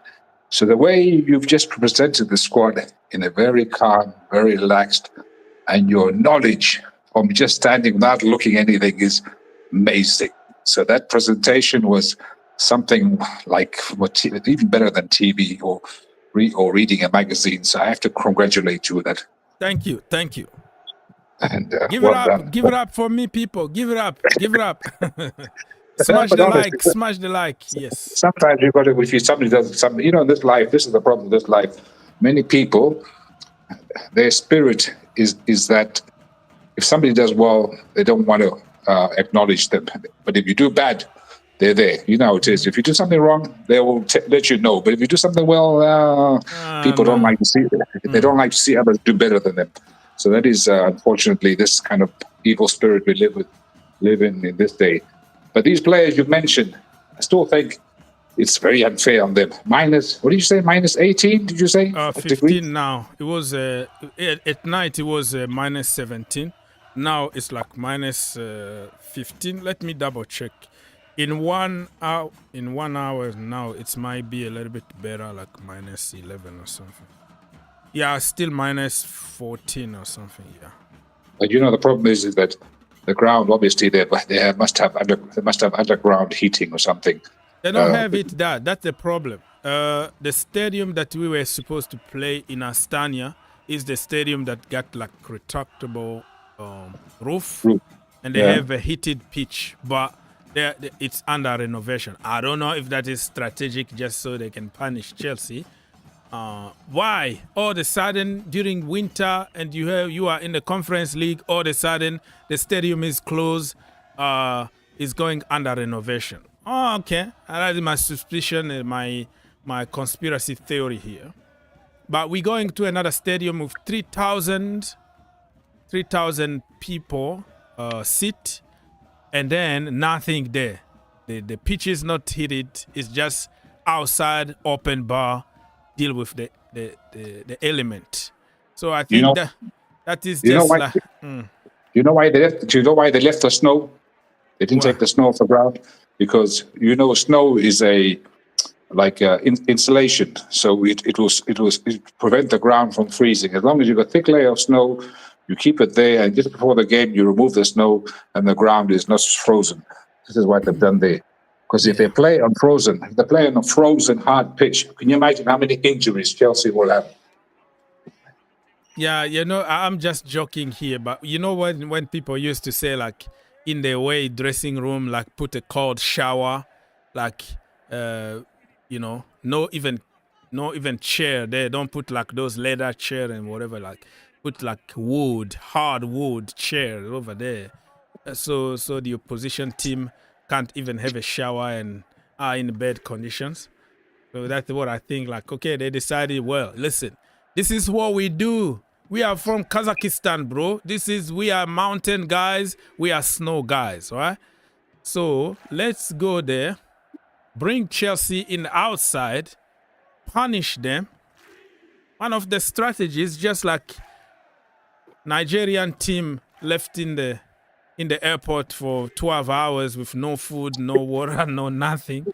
So when we play against them, we have advantage over them. So that's what they are doing, bro. They're trying to punish us. For one moment, I thought you were a Tottenham fan because I thought you were saying, "It's who we are, mate. It's who we are." Who we are, yeah. That is Ange Postecoglou. It's becoming a big meme. It's who we are, mate. It's who It's we just who are. we are. It's who we are, mate. Always mate. I don't know why. I think it's He's because from it's Australia, huh? Yeah, he's Australian. and so they say mate to everything. It's just who we are, mates and bottlers. But when I watch American football, I notice when they play in the same kind of conditions like today, the bench, there's a big fan which blows hot air to the people on the bench so they keep warm. And so they don't freeze. I guess you were saying they're going to freeze. If they can beat those little heat, they can put. Yeah, there are many ways to keep the people warm on the bench, but I don't think they're gonna do it because they want you to suffer. That is. And they wear, some of them wear. You remember? I seen a Wenger. Remember they used to wear that long winter trench coat. Yeah. So they wear that one as well to keep warm. You know, that's very long. You know, look like 2 meter long coat. You think, how do you get into that thing there? But it's obviously must be very warm inside. But your fingers, your face, your toes, you know, that is hard to keep warm when you're just sitting. And if you imagine if you've been sitting now, you got to warm up, run. You run like crazy just to get your heat. And us Africans, we're not used to this frost and what have you. So it's very unfair. You finally get your chance to play, and there you are playing in minus 16 degrees, and you're most likely going to get injured. How fucking sad is that? Yeah. But as you say, life throws you chances. You know, life throws you chances. It doesn't matter how terrible the chances, no matter how unfair the chances. If it's a chance, you grab it with both hands and you make the most of it. Isn't that what they say? Yeah. Because you shouldn't sit there complaining, crying, but the conditions aren't good. You should say, you know what? It's a chance. My chance to make it to the first team. You were talking about that Achipong, the right back. This is a golden chance for him to prove that, hey, you should gamble on me, try me out in the first team. And if he excels here, why not replace Gusto or the kaput Reece James, as you know, he was kaput. And these, look at Cucurella. Cucurella was out in the dark for I don't know how long, and we had issues at right back. Pochettino threw him at right back just because he was desperate. Cucurella didn't complain. He didn't cry. He said, "Okay, I'll play right back. It's not my position." And he excelled. He took his chance. Look where he is today. So the life gives you chances in football as well. It gives you chances, but you just have to be man enough, wait, be patient, grab your chance, and make the most of it, and make yourself irreplaceable. You know, that's what happens. But the problem with that is just like it doesn't depend on you only. If you are given a chance in like the first team where you have to play with Cole Palmer in and you play with Cucurella in, Levi Cole and all the big guns, and you've been thrown there, their quality can outshine your weaknesses and will just elevate your game to the next level. But when you have to play with a completely different team in the minus 15 degrees, you've never been in the condition, and not only you, but other people's actions might even affect your game because the game is not fluid. The ball is not bouncing nicely on the pitch. Everybody else is struggling. So yeah, I understand you have to do it, but at some point, like in the conditions like this, and that is the reason why I don't really I haven't blamed this guy Jorgensen a lot, no matter how many goals he scored, because it's always different kind of back four, different midfield, different. You know, when you play with Caicedo and Enzo and Lavia is completely different than playing with Raksaki. Have you even heard of him, Raksaki? I don't know. I was going to ask you, who's this guy? Who? Raksaki? Yeah, and then it sounds like a drink from fucking Serbia. Raksaki. Yeah. Or Japan. Dewsbury Hall. When was the last time that he played a 90-minute game? And you have Chukwuemeka, who's been frozen for the last 2 years. So all those little things might play to an individual performance. So today, really, I'm going to be very, very generous about them. I want to win. Don't get me wrong. I want to win every single game. unbeaten in the competition, win the damn cup. Au revoir, bye-bye, ever again going to the Conference League again. Ever. Finito. But hang on. To go back to what you just said. So this situation you're describing, here you will see the players who have a winner mentality. If you have a winning mentality, you don't care if it's a Chelsea C team, B team, minus 20, or if you're playing the Sahara plus something. You want to win. You want to fight for your place. This is the mindset, the winning mentality, which a coach is also looking for. So, okay, I've chosen you. I've humiliated you. I'm playing you in Kazakhstan with a long. How are you going to react mentally?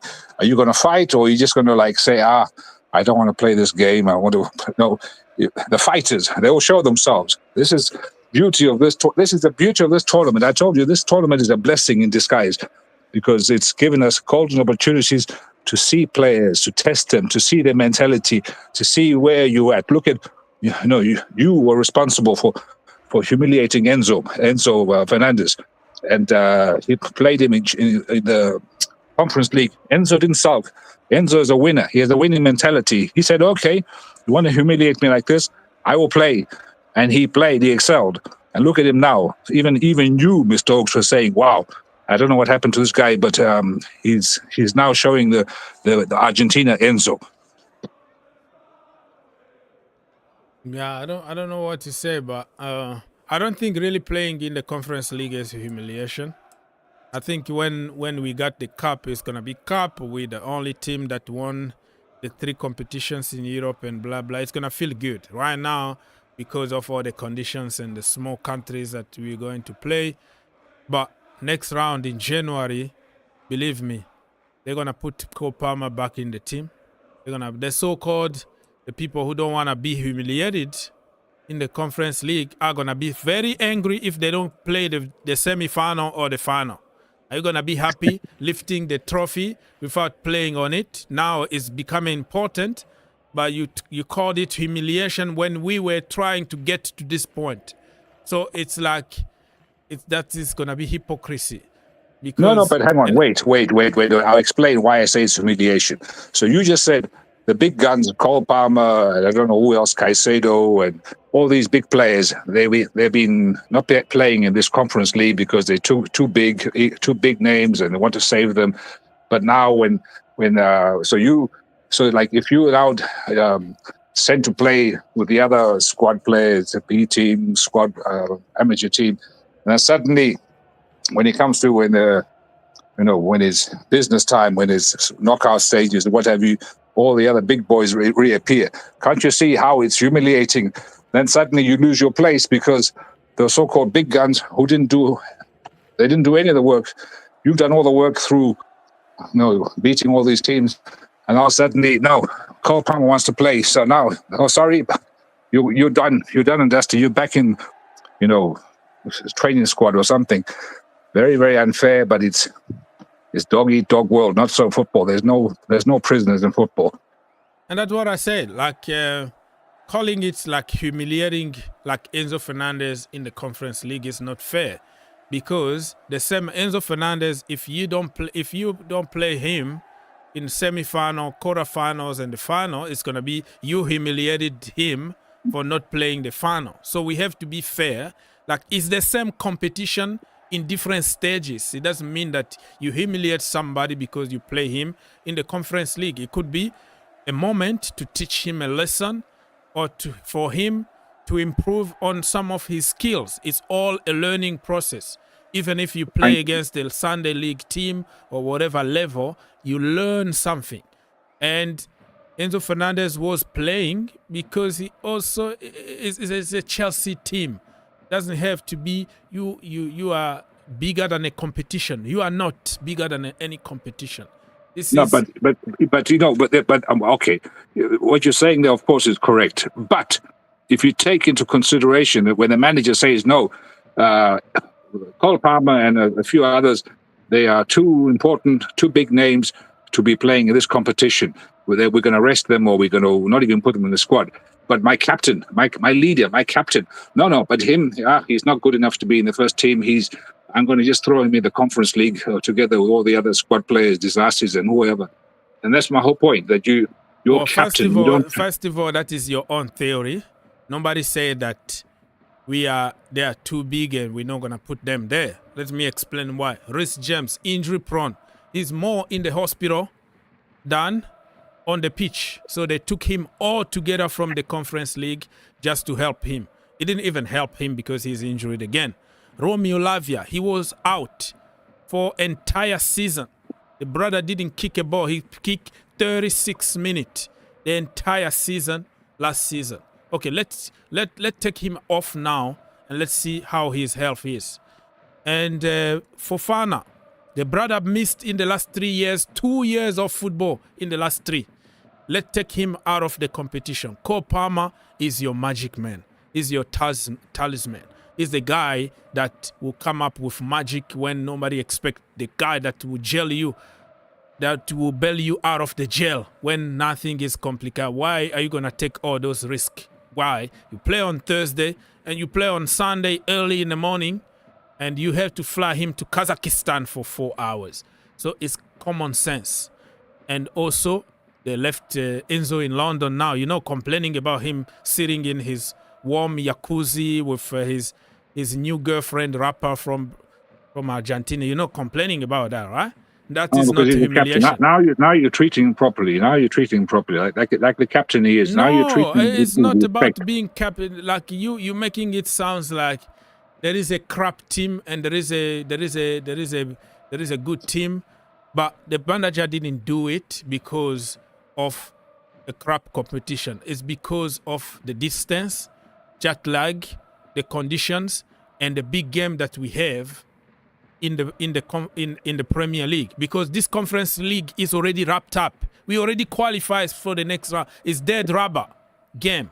But believe me, if this game was in Holland, was in Europe somewhere where you can fly for 1 hour, 2 hours, everybody was going to be there in the stadium. But you're thinking about Sunday, you have to fly there. They're going to get in London Friday. On Friday is the day they're going to touch down in London. And you have to play early on Sunday. Even if you don't play any game, but you flew with the game for 16 hours round trip, taking the bus and doing all those things, it's going to affect you. So it's all about this competition we already won. It's just like the third game in a certain competition, World Cup. You already won your 2 first games, and the last game, you put the third goalkeeper. You put those people that were on the bench just because you already qualify, even if you lose. So it has nothing to do with the competition or respecting anybody here. It's simple common sense. And let's be honest, Enzo Fernandez needed that tough love, that treatment, because he was crap. You know it, I know it. Without people pointing fingers and the manager sending a message, he was going to think, I'm the captain. I'm a World Cup winner. I'm dating a rapper from wherever. I can get whatever private jet I want. Wait, hang on. That was before. That's not true what you're saying there, because when Enzo was struggling, so-called struggling, is when we was going through issues with his wife, with the mother of his kids. There we go. There we go. It's always the picture or whatever something. But it's true. Am I lying? He was going through. It's true, but he was having personal issues, so the manager should have known better. Maybe those are excuses that I've been giving for 3 years. When I was saying this 3 years ago, 2 years ago, I was the bad boy because I was defending Enzo Fernandez. So you have nothing to teach me about giving excuses to players. I know all that. But it comes to some point where you are so used to those excuses that they become normal for me. I'm big and you are living out of 1 goal in the World Cup. I'm the guy. So if he wasn't benched, he was poor. Let's be honest. Honesty is the minimum you can do. He was poor. He was losing the ball or the game. He was lazy on the pitch. And you ask yourself what this brother is doing. You can't defend. You don't have the pace. You can't break lines. No assist, no goals. And the manager benched him for a few games. Sit one-on-one with him and tell him, hey, man up, bro. You can't be living out of I'm a champions of the world, bro. BS. Behave yourself on the pitch or you are just like anybody on the bench. Pochettino, when you were not there, Chelsea won every single game when you were not there. This season also, when you are not here, we have more balance in the midfield. We are winning. Man up. Walk up. You are not indispensable. You are not... you are not the missing piece, or without you, we can't play football. And he was like, oh my goodness, I am not that special. I have to be special on that pitch. And the manager changed the position. Now the defensive work is not his anymore. He's literally number 10, arriving late in the box, contributing to scoring and assisting in the final third. That's what he does. And everything is working for him, but it's not going to take away all the crap that he was doing and feeling that I'm the man because I already won the World Cup. That is the problem. So he was complacent because he was untouchable. And when he found out that he's not untouchable anymore, he started walking in the gym, putting those pictures on social media in the gym all the time. He even got a personal trainer, the same guy who is training Mudryk, by the way. And then people make theories about divorce or new girlfriend and all that. I don't want to get to personal lives. But you see that things are coming together. But it doesn't take away the fact that he was crap since we signed him. And now he just realized like, hey, because of this, I am not what I think I am. And he started working good. He started working harder to be in the position that he is today. So I don't regret for criticizing him fairly. I never say sell him or get rid or whatever. But when the truth needs to be told, you have to say it. Because this is the reason why he's improving now, because of people like me. And not because of cultists like People's Republic. The reason why is we are not in a North Korea here. Big leader, oh my goodness. No, this is not me. I don't live in a cult.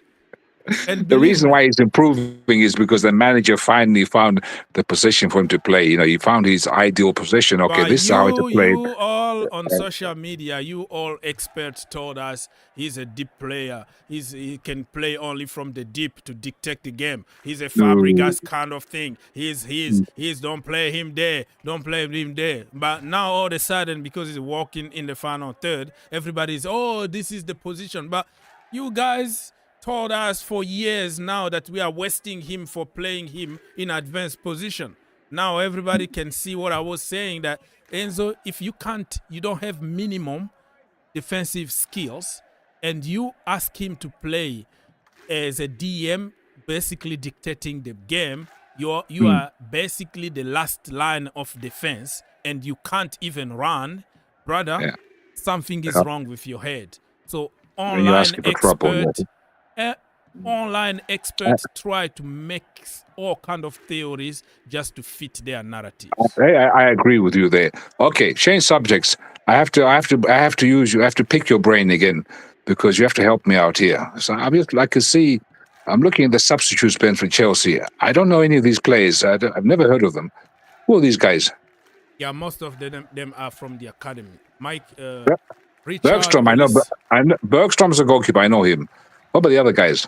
Yeah, Marc Olise also is a young brother of Michael Olise. He's a Chelsea academy. Campbell also is his academy. Wilson, Dyer, Harvey Vale, Appa, and Mueka. I know them because I watch youth teams. They are all their games are free on Chelsea website every single week. If you want to know them a little bit, you have just to go on the website, and every week you watch under 21 free games, and you start understanding the way they are, the way they play football. So you don't know them because you don't watch academy. So that's so all those guys you mentioned. Is there anyone which you could say, wow, this guy's there's a prospect in this guy, or you don't? They are all prospect, but to be a prospect is different than playing in the first team. If you are not given a chance to make mistakes, to play man football. No matter how good you are in the kid level, you're going to find a 30 years old waiting for you there in the first team that will make life difficult for you. So the only way you can improve is just to face difficulties, face man football. Like Harveyville, 2 years ago, he was like awesome. He was like on top of the world, like the next big thing that will come from Chelsea.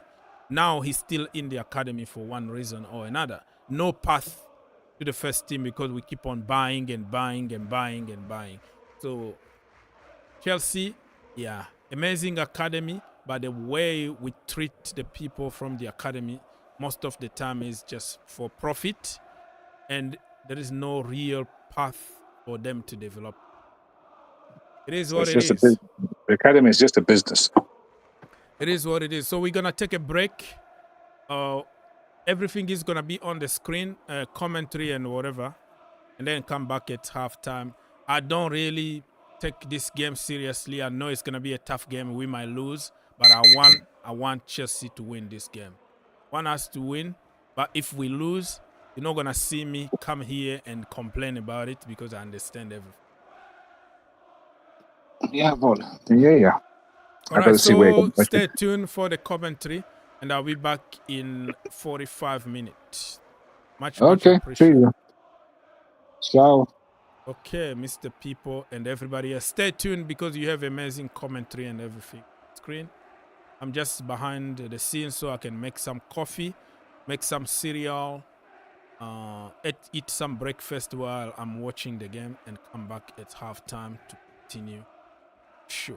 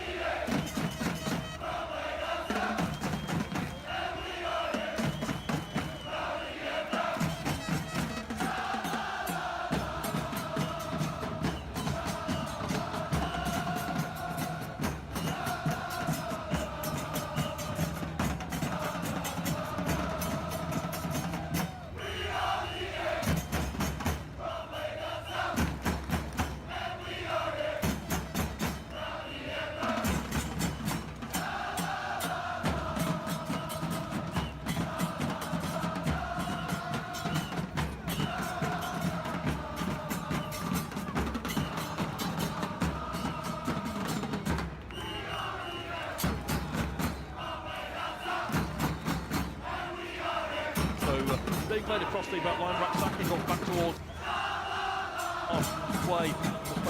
Back in Chelsea keeping the board. Everyone is, by the way, is wearing gloves and every piece of warm weather equipment they can in these conditions as Neto tries to spring it forward towards the edge of the area, and Chelsea look for a free kick on the edge of the box, which isn't coming their way as Marc Guiu goes down. Astana will try and bring it clear, but Raksaki wins it back in the centre of the field. Raksaki just dropping deeper at the moment. With Chukwuemeka playing and Dewsbury Hall pushing forward as well. And I'm looking at Vega. Vega's almost, I mean, he's playing, look, the way we play, you end up with the inverted fullback with two number 8s, and then they become two number 10s. So what we saw at the weekend is Enzo going to join Palmer. That was because Casado comes inside, frees up a little bit of space in the middle of the park, pushes him on. And that's what we're seeing at the moment. Excellent for Raksaki. Yeah, well played again by Raksaki in the centre circle. Decent start for him in the first couple of minutes. Dewsbury Hall to Neto on the Chelsea right, being faced by Borogowski for Astana, so has to go back to Achampong on halfway. And Chelsea have had much of the possession in the very early stages here, trying to settle down to these difficult conditions. Yeah, they're condensing the middle of the park, making it a little difficult to pass through. There was a good ball into Guiu actually a few minutes ago that played it into him. I thought it might have been a foul, but that pass, that straight pass that bypasses the midfield, Very dangerous ball. That should be a free kick. George finding Raksaki and onto Chukwuemeka, who's brought down. That will be a free kick. Yeah, Raksaki's had a lot of the ball, you know. Chukwuemeka is playing higher. Again, it's difficult. When you look at this team, you could probably pick maybe 3 or 4 different formations as to how it might look. And also one formation where personnel could be in different positions. It does look like Chukwuemeka is playing so much higher up the pitch when we're in possession. Obviously, out of position, everything changes. Well, it was definitely a free kick given away by the central defender Kazakalovas for Astana, and that will be a Chelsea free kick to be taken by Kiernan Dewsbury Hall midway inside the Astana half. They've set up a 3-man wall, slightly further forward than midway in fact. Chance to launch his way into the penalty area. In fact, he goes towards the left-hand side. Chance for a cross to come in here. Tariq George trying to come across here from the right onto it, from the left onto his right foot, and now he lobs for goal, and that doesn't go too far wide of the left-hand post. Good effort, stays 0-0. Nice free kick actually. So everyone's in the box, Dewsbury Hall's over it, everyone, including myself, and I'm sure you as well, Dave, anticipating the ball comes to the box. That wasn't the case. George gets it on the right-hand side. Anyone that's watched him, he's got lovely feet, lovely balance, he's got quick feet. Do you know what, that's not a million miles away. Cuts it off that left-hand side, drops a couple of shoulders. He's about 25 yards out from the goal with the angle, tries to bend it towards that top left-hand corner as the goalkeeper would see it. Just goes by for a goal kick. Decent start for Chelsea with 4 minutes played. Astana trying to come forward down their left, and Jeffrey Charles, the Nigerian striker, has his first touch and has scored plenty of goals in their qualification route to this stage of the competition, although they've only scored 2 goals in total in the group phase. So they are very much on the edge of qualifying for those that playoff round, as opposed to Chelsea who've won all 4 so far. Long ball played forward though down the right-hand side, and the flag has stayed down as the ball was played across the edge of the penalty area by Tomasov, but now the flag has gone up and Chelsea with a free kick. Do you know what, Dave, I was waiting for the flag to go up, but that's me from being involved in the game since I was a boy. But of course in the modern game they don't stick the flag up. Vega's very disappointed, and understandably so. He's had to chase back, he slid in, goes to ground, snow and ice coming off the surface of the pitch.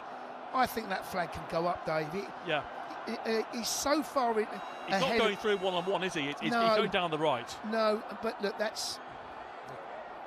kind of hamstrung a little bit because of the way that the game has got to be officiated now.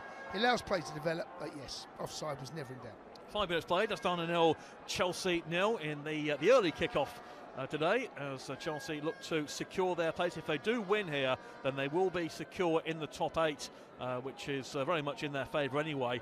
But given the fixtures next week, they couldn't be overtaken by anyone, even if they did lose to Shamrock Rovers. So one more win is required in that respect. But looking to keep going, as Tariq George again does well on the left. He's skipping past a couple of challenges. They tried to exchange passes with Guiu, but in step Mudryk at the back for Astana, and they'll try and bring it away down their right-hand side. Yeah, I mentioned a big game for a number of players. A lot of Chelsea fans I speak to are very interested in what Tariq George can do. He's had a couple of appearances in this competition. He's on the left. He's jinked, he's come one way, gone the other, moving the ball forward. That link-up play with him and Guiu. Guiu's come to feet, so Guiu's come away from the 2 centre-halves. In doing so, Tariq George has played it into where he was, not to where he eventually ended up. The ball was given away, but just keep an eye on that link-up between those two. Also, Pedro Neto on the right, you'd expect him to be heavily involved as well. Jorgensen takes his time and then clears along the ground forward towards Vega, and the ball goes out of play for a Chelsea throw-in on the left-hand side. Enzo Maresca with his big woolly hat on, and of course looking to get the job done here, then get straight back first thing on Friday morning to prepare for the big game against Brentford at the weekend. Yeah, Raksaki there always giving the ball away. So sloppy past that, no one near him. He'll be disappointed, but he's won the ball back. Well done, young man. Yeah, really well. He wins to get the free kick off of Amanovic. It's one of those passes, no one's near him, and he underhits the pass and it's cut out. But he's had a lot of the ball, you know, but he does well. One thing you say, if you give the ball away, can you win it back? He does that, wins a free kick, so well done him. It's such a learning curve for some of these boys. Obviously, there's players in there it's not, but what an experience for these boys. And there are players on the bench tonight who could conceivably be involved tomorrow in the Youth Cup game, the 3rd round game at Leicester It is an amazing schedule that Chelsea are currently undertaking. Neto towards the edge of the area now, finding Dewsbury Hall on the right-hand corner. Just forced back to lay it back to Achampong. Achampong exchanging passes there with Raksaki. Little touch off by Chukwuemeka, finding Raksaki again, and the ball on the left of the three with Disasi, playing it forward towards Chukwuemeka again, who holds the ball up, and Chelsea keeping the ball well in tight areas here. Achampong on the right with a ball to Neto on the corner of the area. Neto cuts inside onto his left foot, forced the first save of the game by Saizen in the Astana goal. Neto going close, stays 0-0. It's a brilliant piece of build-up play from Chelsea. Raksaki's seeing loads of the ball. He's the playmaker. It's a lovely ball that's played inside. I have to say that pass was beautifully hit by Achampong. It's one of those balls where Neto's on the right and he drifts in behind the fullback, has a touch with his left foot. Because he's on the right, he drags his shot. The goal opens up. Does he bend it towards the far post, or does he go to the near post? The keeper reads it. Chelsea have a corner which Dewsbury Hall will take from the right-hand side. Didn't beat the first man though at the near post, headed away. Kamara will attempt to complete the clearance, but in fact skews the clearance somewhat, and it actually goes behind him and out for a Chelsea throw deep down by the corner flag, which is taken quickly down the right-hand side, and space on the edge of the area for Achampong to lay it back once again. Here's Neto 25 yards out with the left foot, lays a ball square across to Disasi. Out further towards Vega. Vega finding George. George now comes in field again, tries a cute little ball through to Chukwuemeka, who goes down in the area. Nothing doing there, and now a foul by Vega on Ebong, and a free kick to Astana. Chukwuemeka's still down. I mean, we'll have to see exactly how much of the ball is taken here. But he's now up, gingerly, I have to say, walking away from the challenge. Astana do have the free kick. When you're looking at this team here, you think about the players that... The reason Pedro Neto's here, because he picked up that booking that we spoke about earlier. Just in a replay of the incident, I don't think there's anything in that with that's a good challenge. Wins the ball cleanly. It's like, what are we going to see from you, Neto? You know, it's difficult because he will feel... VAR are making a penalty check here at the moment, which is extraordinary. We've just seen a replay, and we felt that Chukwuemeka just lost his footing and went down. We cannot see any real prospect, but the game is held up whilst it's taking place. No, get it? Yeah, the play's played on. He wins the ball cleanly. There is contact, but he wins the ball check over. So yeah, Pedro Neto, a tester. I mean, obviously wasn't expecting to be involved, but now he is here. Yes. It's a professional game. Absolutely, he's on the ball right now, and he started well actually, Neto. He has it right-hand side, looking to go around the outside this time, and now cut in field. Neto still in possession, chips the ball in, left-footed, decent header away there by Mudryk for Astana, and they'll bring it clear down the left-hand side, and chested down there by Achampong. The ball will ricochet out of play for a throw into Chelsea on their right. They have been in control in the first 10 minutes of play here. Completely.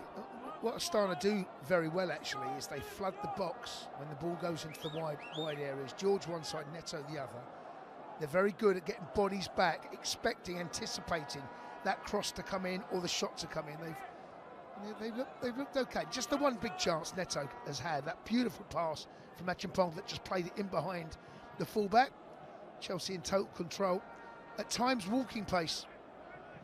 Trying to drag Astana out, Dave. Indeed, walking pace in the freezing cold conditions, but that's a good ball under defence there by Tosin as Chelsea look to bring it away. Here's Chukwuemeka coming a bit deeper here, just on the halfway line, but with space, and Astana allowing him to have space, not really putting a challenge in. Short ball to Raksaki, combining with Vega, and they get back into their shape, Astana, and they don't particularly come charging out, do they? No, they're not. They're compact. You can see that there's a discipline about their shape. Tosin tries a long ball, great ball towards the left-hand side, picked up by Tyreek George here, taking on Bartolek. Flag is up for offside. Frustrating there as George looked to make it from the left. Will be a free kick here to Astana. Yeah, shouldn't be offside. That was something that he will learn. When you're in a wide area, you can see the whole way across the line. It's one of those you're taught as a young boy. Should never be offside because you can look across their back line. They've got bright yellow shirts on. Make sure you're set of those yellow shirts. And he's quite a long way offside. But as I said, this is a learning curve for some of these boys playing at a professional level in European competition, Dave, that it's great grounding. Yes, and Astana are a side, as we said, who are strong at home, albeit this is not really their home. It's a long way from their home, but they have a good record here. It's Chukwuemeka now for Chelsea towards the edge of the area. Looked to feed Dewsbury Hall there, but in came Kalesha to clear for Astana, looking for Kamara away on the left-hand side. Good hold-up play there by him, and lays it back towards the left of Vorogoviski, and he will play it back to the halfway line. First spell of real possession here for Astana. We'll see them win a free kick just over halfway. Yeah, when they're in their shape, we've touched on this a couple of minutes ago, when they're in their shape, they're actually very well organised. 4-2-3-1 quickly develops into a 4-5-1. They pack the edge of the box, they flood them in and around that penalty spot between the edge of the box, make life very, very difficult. I think our best chance that I'm looking at right now is going to be those long raking passes that George, when he was offside. Jeffrey Charles, long cross, and Jorgensen comes charging out of goal, gets something onto it, and gets it outside the area, and it's further away. Very neatly cleared, in fact, by George, and now can Chelsea break away from that Astana attack. Raksaki takes his time on the ball, though. I've got to move that quicker. That's one of those moments where the pace of the game, you slow it down. They want you to slow the ball. Not quite sure what Jorgensen's doing. He's come a long way. Might get some knuckles on the ball, Dave, but not enough to really, I feel, justify his decision to come out. Anyway, Guiu, bit of space on the right. Yeah, Neto gets Guiu free down the right. Now powers into the penalty area. Brilliant. Marc Guiu going through. That is brilliant. That's superb from Marc Guiu. Gets his second goal there in the competition, and that was all about a real burst of pace into the penalty area, right-hand side, out-muscled the defender, and then went all the way through and scored. And Guiu, who we saw strike against Noah a few weeks ago, has now struck against Astana, and Chelsea are in front once again in the Conference League. It's Astana 0, Chelsea 1. It's a brilliant individual goal, but I felt we could have moved the ball a bit quicker. But Astana don't get themselves set. They get bodies south of the ball, they get bodies goal side, but don't really get the ball set. Ball's out on the right-hand side. This is now just a brilliant individual goal. He takes on the defender. Once he gets beyond him, it's the pace, it's the power, it's the directness, and then it's the composure to finish off that right-hand side. Cuts in, the goalkeeper's coming out, slots it in behind him. That's a really, really good individual goal. Choice, it's got everything there, because when he picks the ball up on the right-hand side, Dave, it doesn't look like the opportunities that he makes it happen. It's a great goal by Guiu. It's poor defending by Mudryk, because Guiu gets it well outside the area right-hand side. Played down the left, Tosin is there, and played back to goalkeeper Philip Jorgensen for Chelsea, who lead here by 1-0.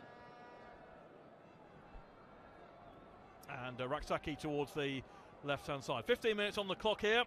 Chelsea, who won their first 4, and we saw them score bags of goals against Noah. And it is down the right here is Achampong. But yeah, really good finish, and the way he got the better of the defender and ran around him from the right-hand side. It was poor defending, but he really showed determination. And now Chelsea are away on the left-hand side. They've won a free kick there down by the left-hand side. I remember watching the pre-season games, and Guiu featured heavily in a lot of those.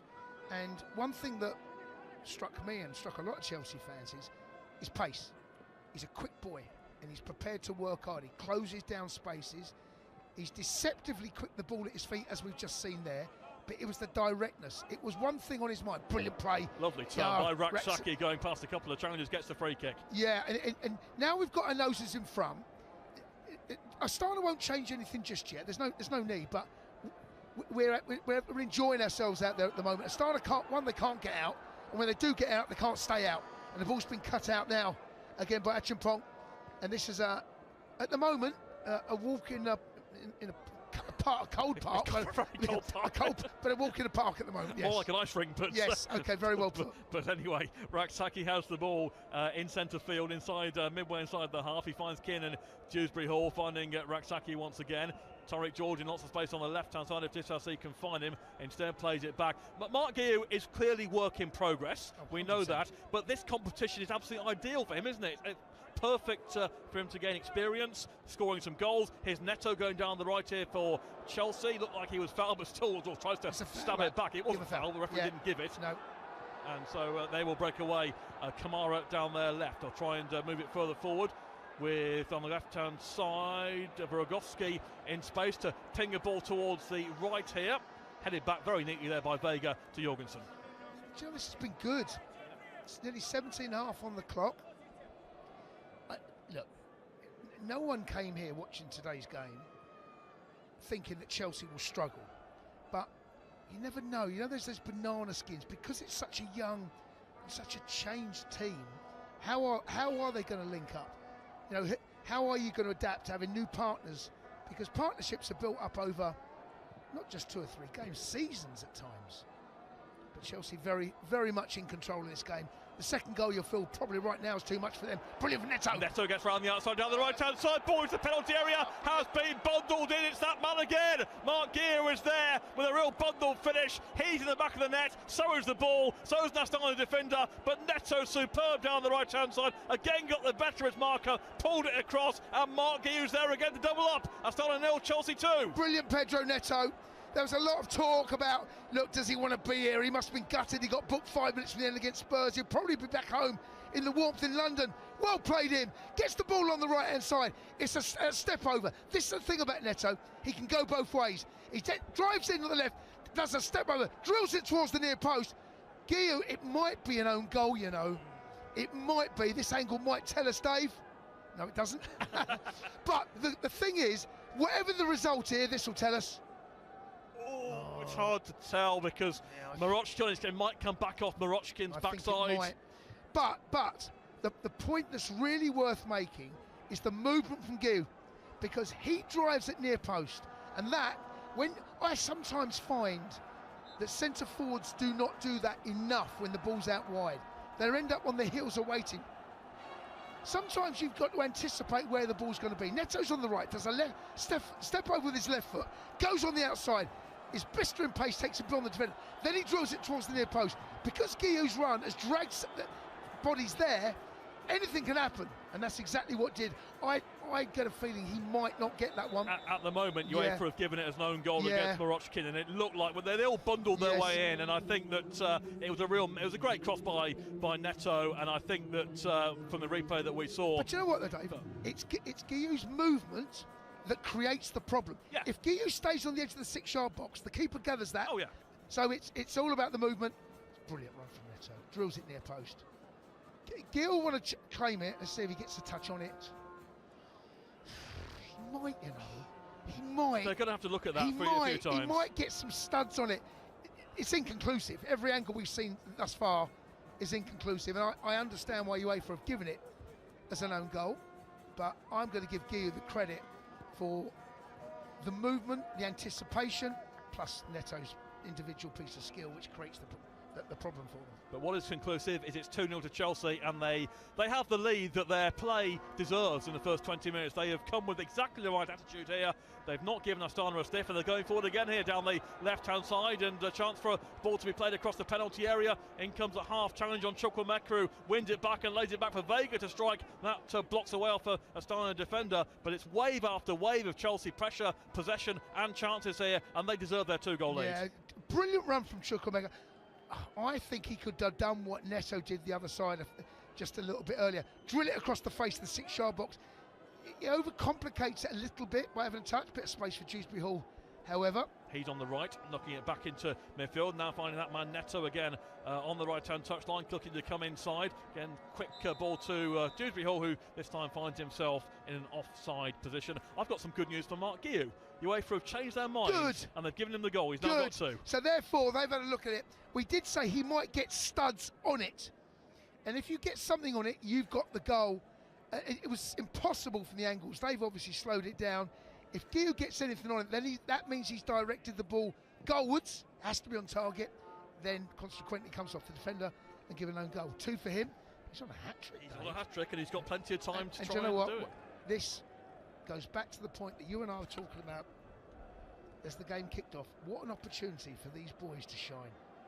And they're certainly doing it so far as Chukwuemeka tries to play it back to Tyreek George. And the attitude is bang on here, because these are players who know that they are unlikely to have any great involvement in the league, particularly on Sunday, for example, against Brentford. Different competition. They're down the pecking order in that respect. But the winning mentality in the first team, if you like, is filtering all the way down. And that's, as a manager, must be what you absolutely desperate to have. 100%. And also, you're getting everyone playing in the same way, the same fashion, the same vein, understanding if you are called upon, let's say something tragic happens and you get 5 players that are out injured, ill, something like that. Happened last year. Yeah, yeah. Well, it's happened in the past. A little bit of space for Vega. I'll let you take over, Yeah, Dave. Vega finding Dewsbury Hall 25 yards out towards the edge of the area. Might get it back from the 1-2 as Chukwuemeka tries to bundle his way through. Astana have got 6-7 men back having to defend there. They're all hands to the pump here to prevent any further damage at the moment. Chelsea in control midway through the first half, and the attacks will come again from the visitors with Neto in space, moving infield from the right-hand side. Neto gets into Chukwuemeka, back to Neto again. Neto on that left foot, decent save, but it might still squirm out. Doesn't quite fall to Marc Guiu as Saiten just gathers at the second attempt. Neto strike causing all kinds of trouble, and Guiu just denied. Chelsea running amok at the moment, all over Astana. You're right, they defend the edge of the box really well, but you do the maths. If you've got 6 or 7 bodies on the edge of the box, there has to be space somewhere. It's out wide. Brilliant piece of play from Neto. Plays a little 1-2 with Dewsbury Hall, cuts in, the goal opens up on his left foot, drills it. It's a good save from the keeper, and he reacts well. It's one of those where you see the goalkeepers in training go down to his left. It's a good save with his paw, manages just to get the second touch, then he's up on his feet and goes down. Poor Marc Guiu there, nearly had a hat-trick inside 25 minutes. He gets there with about half a second to spare there as the goalkeeper. It stays 2-0 with 24 minutes played. Now here's Chukwuemeka combining with Tyreek George. Chukwuemeka with a kind of a chip ball towards the right-hand side. But kept in play there by Pedro Neto down by the corner flag. Now moving to take on the defender. Lays it square into the penalty area for Dewsbury Hall. Moves to the edge of the D. Kicked the ball what we wanted, but it's still going to be Chelsea possession here with Vega. Looking for Dewsbury Hall again. Dewsbury Hall again can't get his feet sorted out here.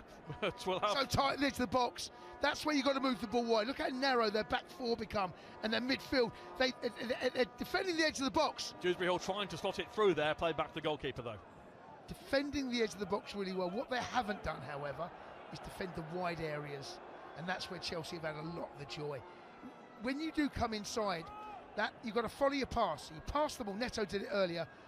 Pass the ball inside. Follow your pass, because they're going to sit on the edge of the box. But yes, I reckon it may be cold, but I reckon they're having some fun out there, then, boys. I'm sure they are, absolutely. Astana looking to bring it down there left with Kalecha, looking to move it upfield, try and get them some respite, but they're being forced all the way back to the keeper because the pressing of Guiu forcing them back and doing everything right so far as Astana move it away down their right-hand side with Kazlakovas, who actually came through the Brighton Academy. There's a connection there with the Premier League. That's about the only one in the Astana ranks, and they're giving it away from the long ball forward to Champong, who's been composed for Chelsea so far, as have all of the youngsters who have come in really this evening. They've certainly slotted in, as Jason said, into a system that works, a system they're all comfortable with playing, and you can tell the way it's working out so far as Chelsea try and play it down the left-hand side. Tyreek George controlling there on the edge of the penalty area, looking to work space for a shot here, finds Dewsbury Hall on the edge of the D. Now Pedro Neto looking to chip the cross in towards the far post where Vega is arriving and hooks it over the crossbar, and it stays 2-0. Yeah, again, Astana, it's trying to pick your way through a brick wall, because that yellow line of players, they become so narrow. The space is out wide. I wonder whether Pedro Neto could actually be wider, Dave. He comes inside. I get that, because that's where you want to try and influence the game the higher up the pitch you get. If we can stretch their back line, I think that Pedro Neto and George are going to have so he spins it towards the far post. It's one of those balls that we see Cole Palmer do, and he arrives, and because the ball bounces, Dave, it's hard because you can't get it on the half volley because he's not there early enough. He's trying to catch it as the ball's on the up. That's tough. When the ball's on the up, it's hard to get your body and your knee over it. And Guiu has gone down. He's been on the end of quite a rough challenge actually. He's won the free kick, but yellow card, the first yellow card of the game, is showing the way of Amanovic for Astana, probably indicating the frustration they have faced in a game where Chelsea have had 74% possession so far. Ivanovic has just gone through Marc Guiu, and Chelsea get a free kick. He knows he's caught him, and do you know what? There's a bit of remorse here. Let's see exactly what this looks like. Yes, it's not a red, but he knows that.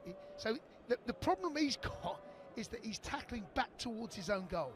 So he's not tackling from behind, he's tackling in front. He's trying to nick it, and it looks like he's caught Marc Guiu on the knee. And do you know what? We've all banged our knee, right? You haven't got to play football to bang your knee. You know how painful that the front of the kneecap can feel when it gets a whack. Well, let's hope he's going to be okay, because he's got his 2 goals already. He's just about to get to his feet, and gets a little handshake there with the player who fouled him, Ivanovic. But it looks like after that initial impact, he looks like he's probably going to be okay, I think. I think it's one of those that the pain for the first 60 seconds is quite intense, and slowly but surely it wears off. Maybe the cold weather helps on that occasion, Dave. I'm not sure. I don't know if the cold weather helps with anything. I've often wondered whether as a footballer you'd want to play in the searing heat or the freezing cold, but I think the searing heat probably beats it. Well, the funny thing is, when you get a whack, first thing they put on your knees is a bit of ice. So I don't know. It's hard to.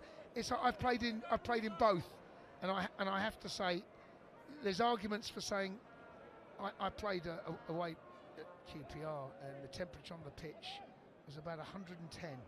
Right. One of the opening days of the season. And you know what QPR's ground's like? You can't get the air down there. Yeah. And it was well over 100, and I felt it. Well, they're feeling the cold here, but Chelsea running around enough to make sure they're probably not feeling it too much, because they've been very, very impressive here in the first half hour. We played 29 minutes. They lead by 2-0. It could have been more. Long boys played forward, looking for Neto, headed out by Vorogivski for Astana. Chelsea will have a throw-in. Again, they have controlled from those first 2 minutes when the likes of Raksaki were getting onto the ball and imposing themselves on the game, and they've forced Astana into a very defensive formation. Dewsbury Hall gets it back here from Raksaki, and might get it again from Chukwuemeka in the area, headed out half away towards the edge of the box. That Champon comes in to try and challenge Kamara, and that's a foul as they try and get out, and Astana get a free kick. Yeah, Dewsbury Hall there, Chukwuemeka there, he's made the wrong call. But Dewsbury Hall's on the right, he's cut inside, and he's played it in to Chukwuemeka. I'm not necessarily sure he's after the. He made the run to drag a defender back, and Chukwuemeka's trying to dink a ball. That pass has got to be inch perfect, and he got very little space into work. I wonder if he could have spun out, dragged the ball on his outside foot, maybe sprayed the ball out wider. But I mean, the expression "total control" doesn't quite even do this game justice at the moment. But it's just been one-way traffic. It is. We reached the half-hour mark, and I repeat again that the Astana side have won 12 of their last 13 home games.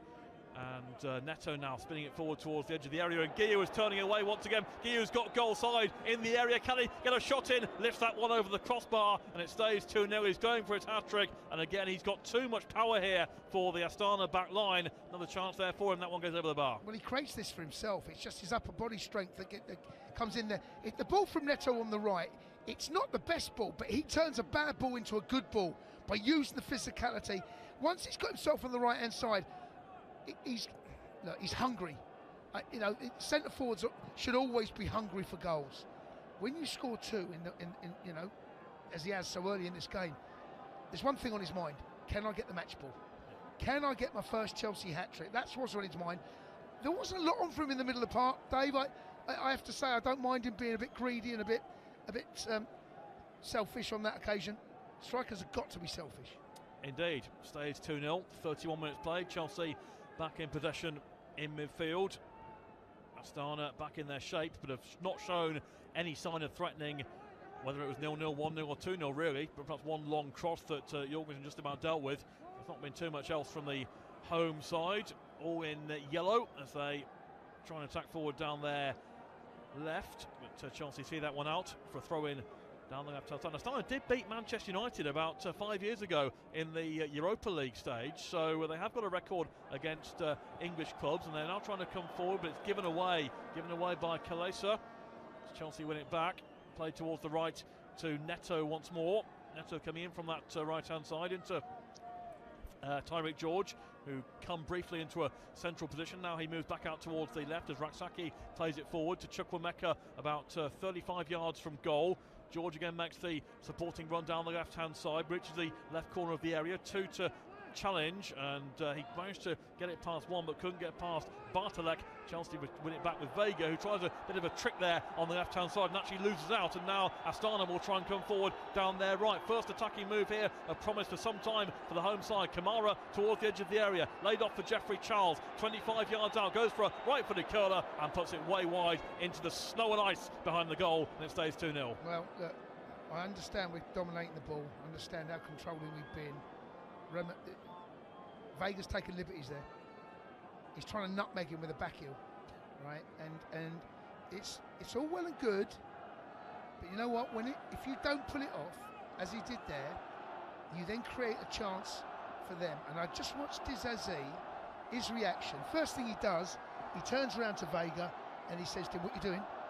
And he's absolutely right, because sometimes when you are dominating the game, as Chelsea are again here, as the shot is fired in by Guiu straight down the throat of the goalkeeper. When you are dominating a game like this, and it's so easy and comfortable, complacency can creep in, and complacency tends to creep in with younger players. And Vega there, he'll have learnt something there.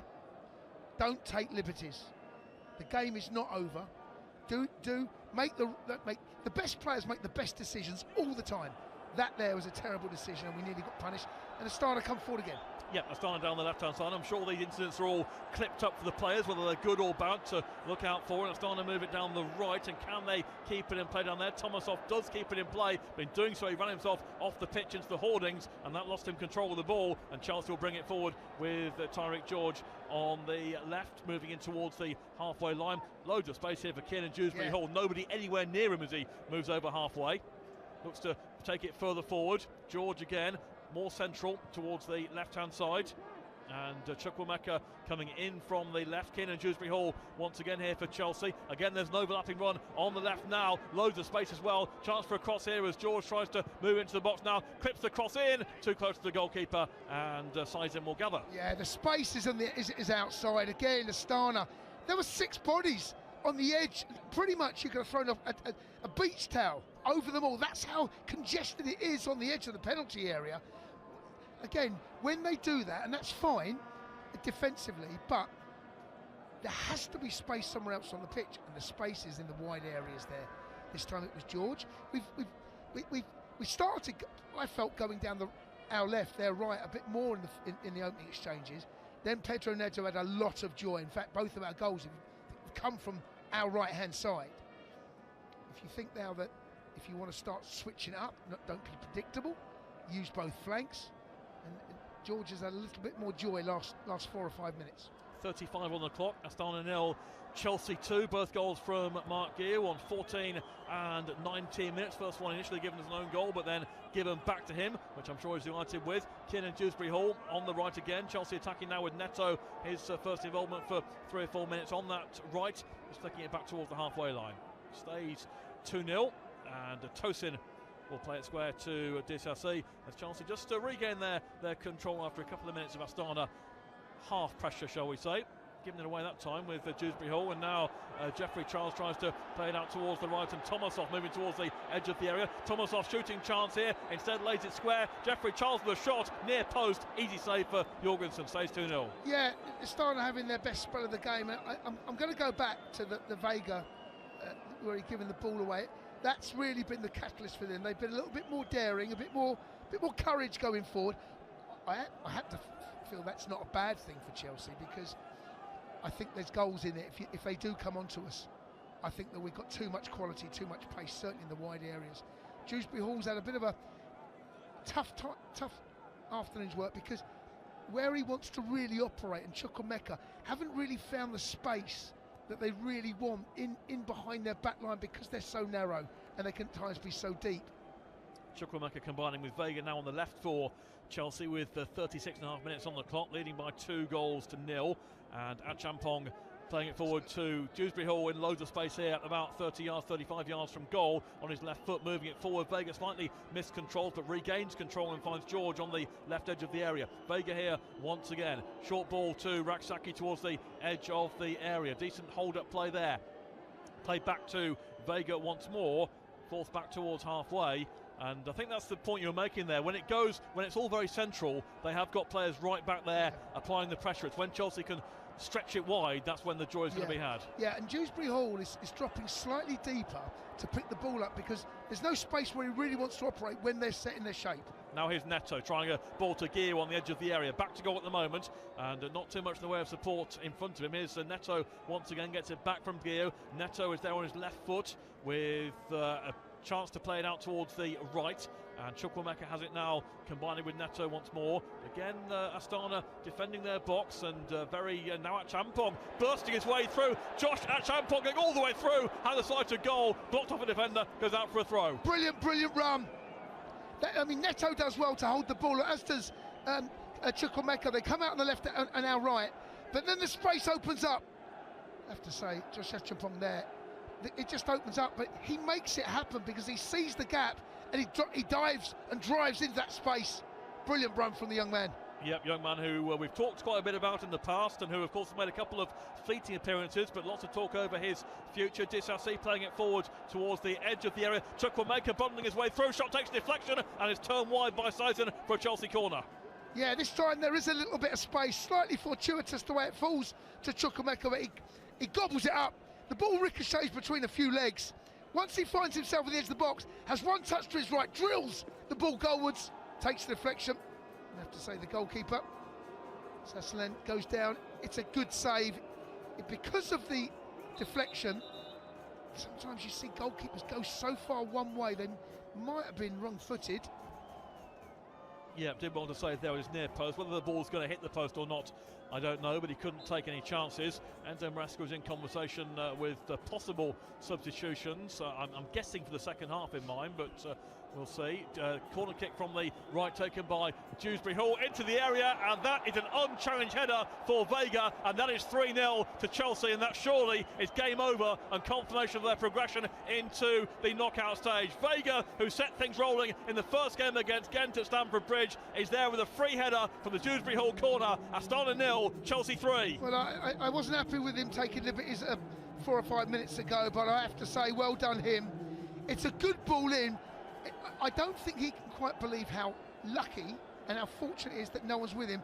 But once you get in the area, get good contact, guide the ball goalwards.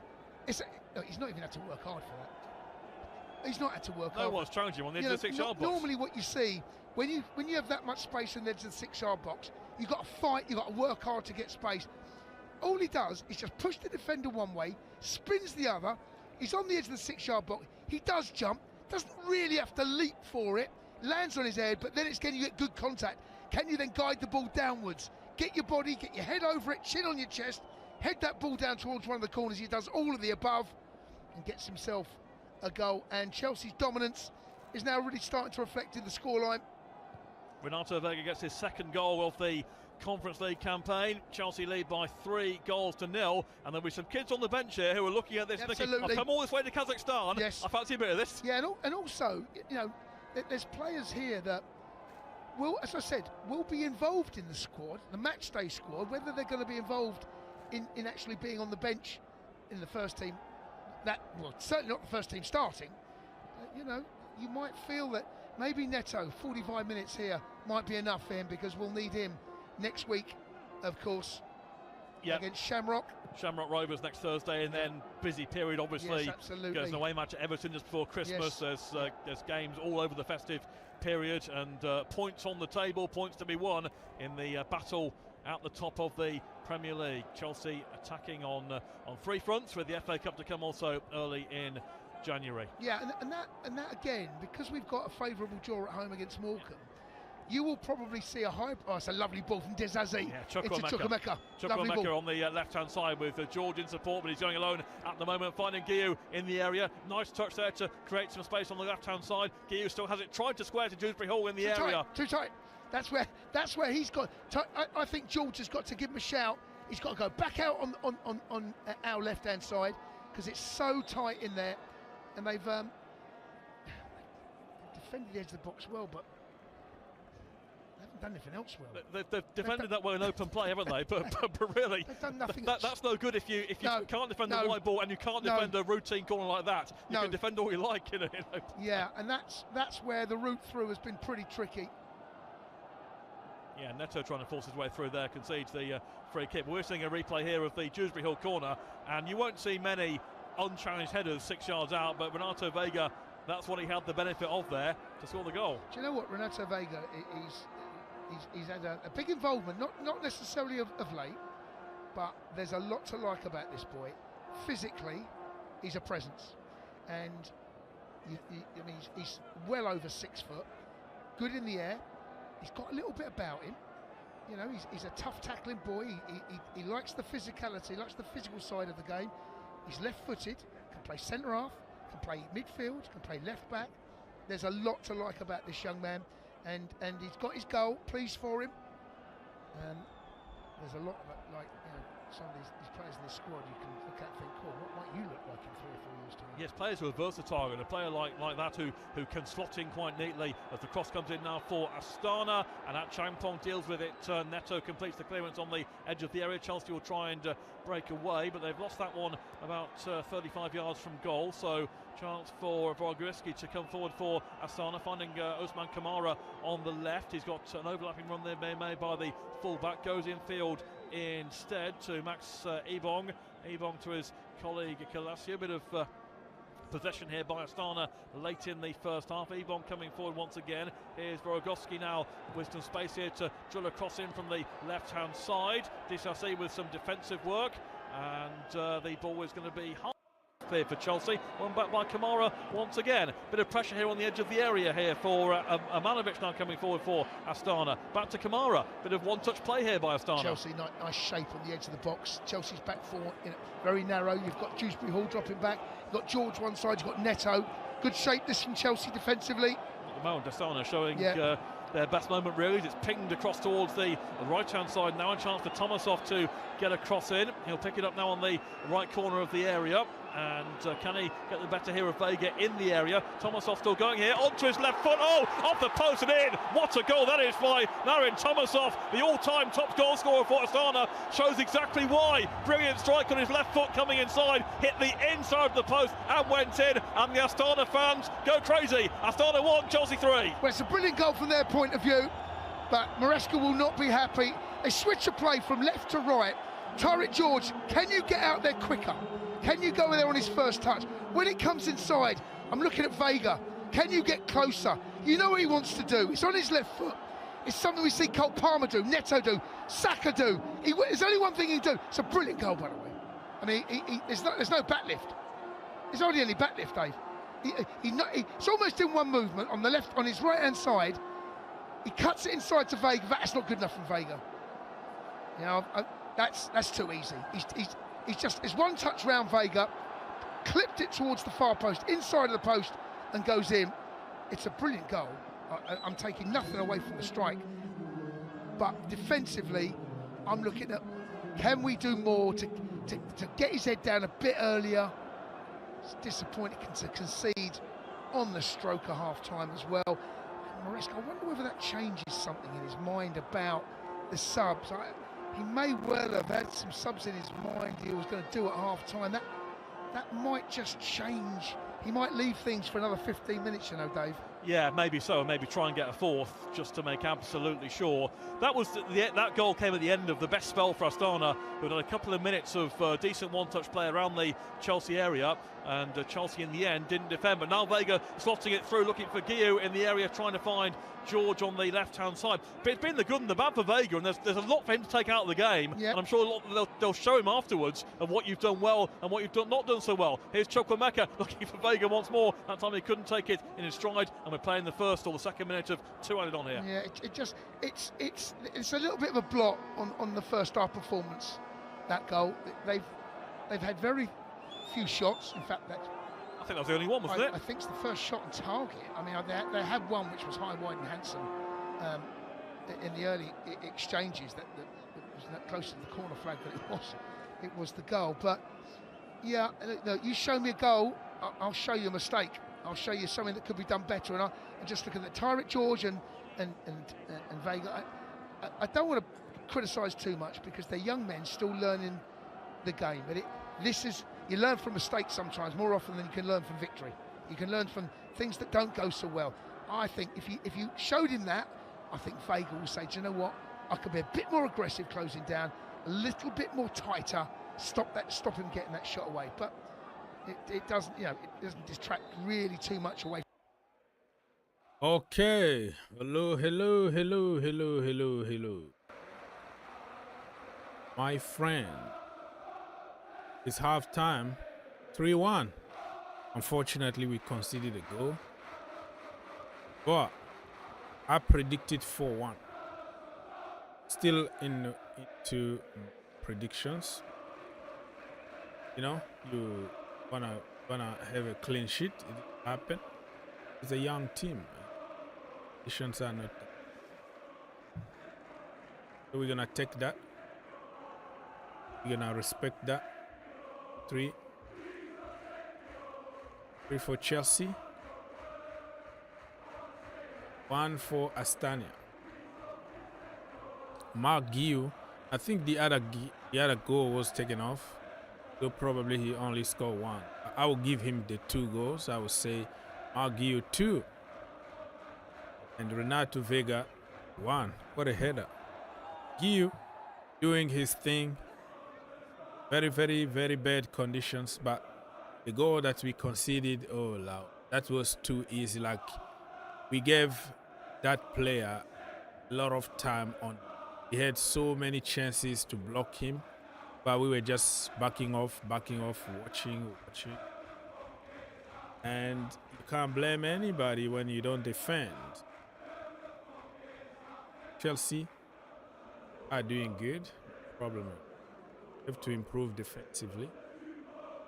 The young kids, they are going to learn from those kind of mistakes. It's not the end of.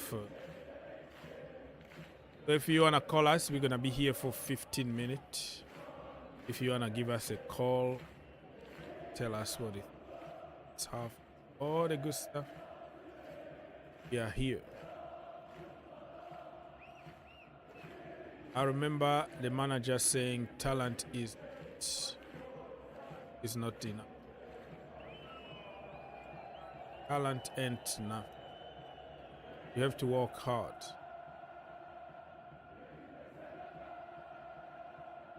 You have to develop talent. Okay, people, so I'll be here for a little while. If you want to call and give us your opinion about the first half, feel free to do so. If you don't have time, no problem. Just smash the like button. All right. Double check. I think everybody did good. The only black spot in the game is the goal that we conceded. No? The goal that we conceded is not acceptable, but it's the entire team. They don't understand each other very well. Who need to mark who need to take responsibilities, and give all the time on the ball. It's just a gift, to be honest with you. From Vega to Tariq George to the goalkeeper, we were just like waiting for the goal to go. You know what? It is what it is, my friend. Nothing you can change it now. Let's see what's gonna happen. What's gonna happen in the second half?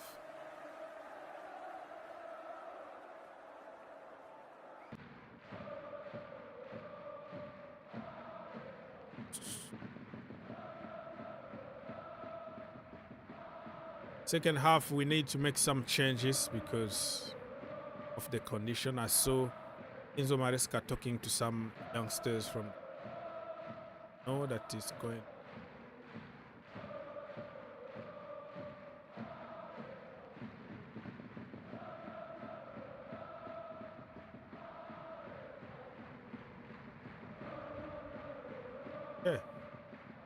let's double check on ratings.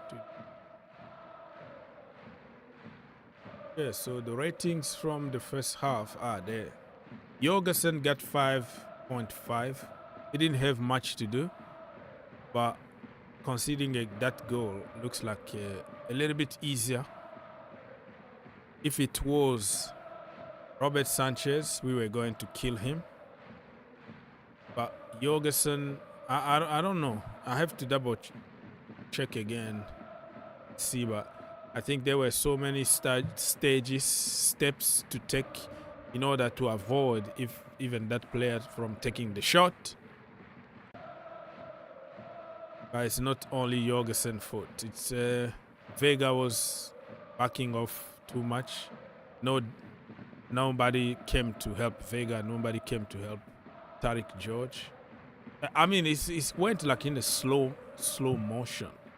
Like so many steps that you can just get the job done. So Jorgensen in the first half, he got 5.5 rating. Vega 7.6. Isase 6.2. Adarabioyo 6.7. Anchepong 6.5. Why they didn't put Raksaki? They didn't give him any rating, so I don't know why. Chukwuemeka 6.3. Dewsbury Hall 7.5. Neto 7.9. Guiu 7.5. So Neto got more ratings than Guiu, who scored basically a couple of goals. Tariq Judge got 6.5. Yeah. Given the conditions, I don't think I'm gonna be harsh on my player ratings tonight. I will make a video, people stay for that. After the game, I will make my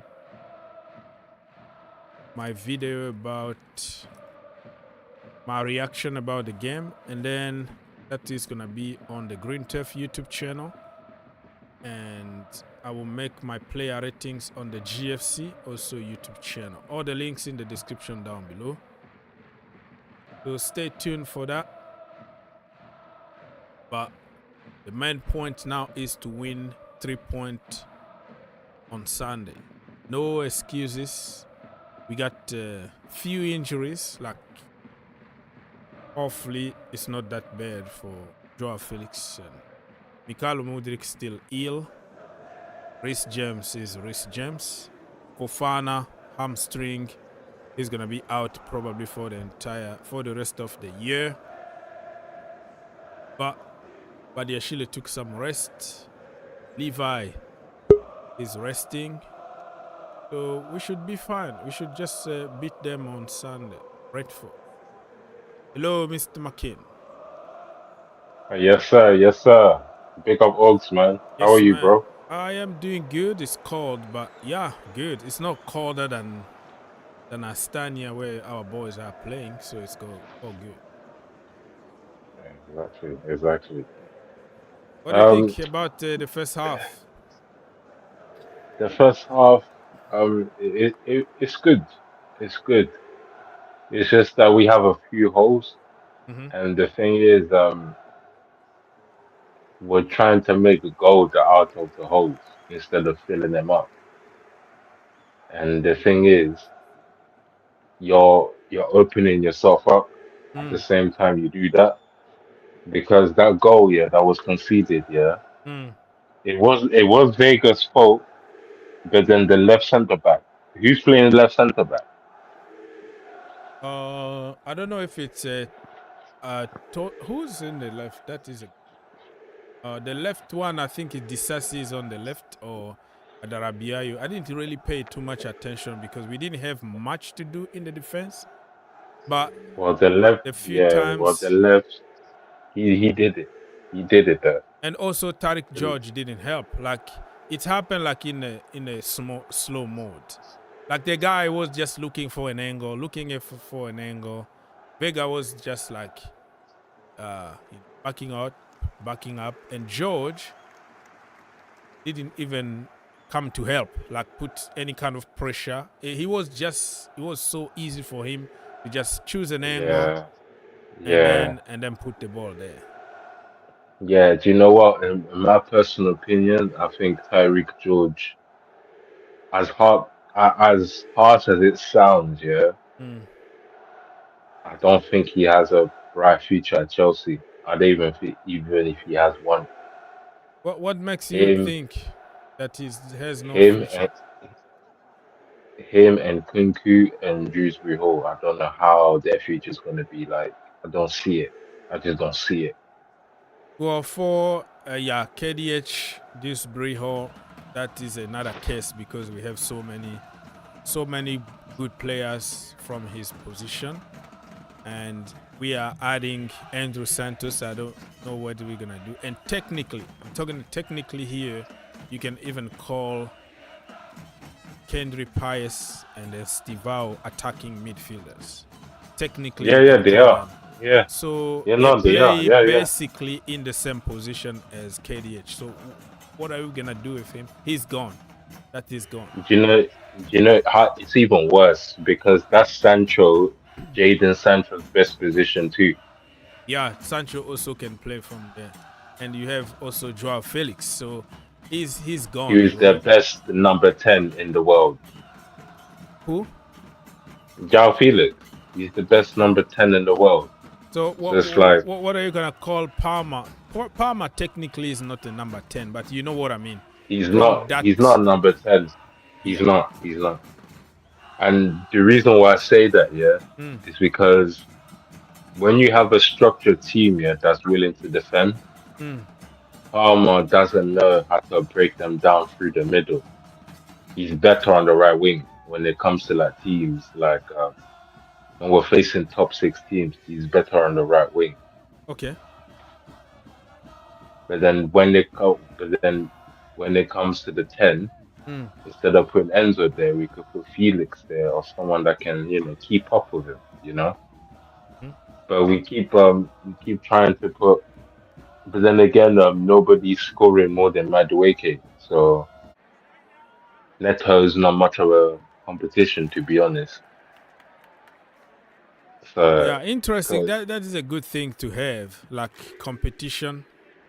Of course, all of them got their own weaknesses, but they have a lot of yeah, quality, so they kind of complement each other. Not all good or not all bad. So I think it's a good problem to have. But next season it's gonna be very interesting to see.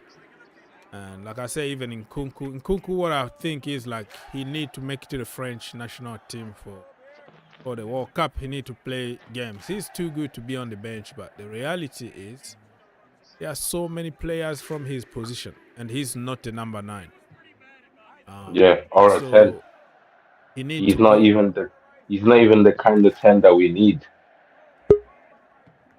So if he wants to play for us, he's gonna have to play in the Enzo Or because position, we say that and they're not because gonna we give have that to him. abundance of stuff, It's like we have Yeah, abundance. That's why we think that he's guy. But you can always he make has a a better case. chance. At Manchester United, they need someone like Nkunku. That's for Bruno Fernandes and Mount to work alongside with. They need an Nkunku type because Kobe Mino can't do it by himself, and Casemiro's old. The midfield's old, so he could be a part of that. To be honest,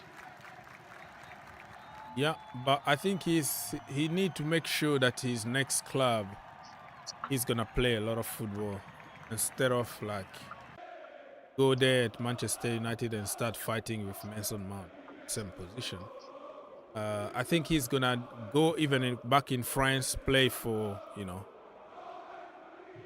for the team that's fighting in top 5 or something.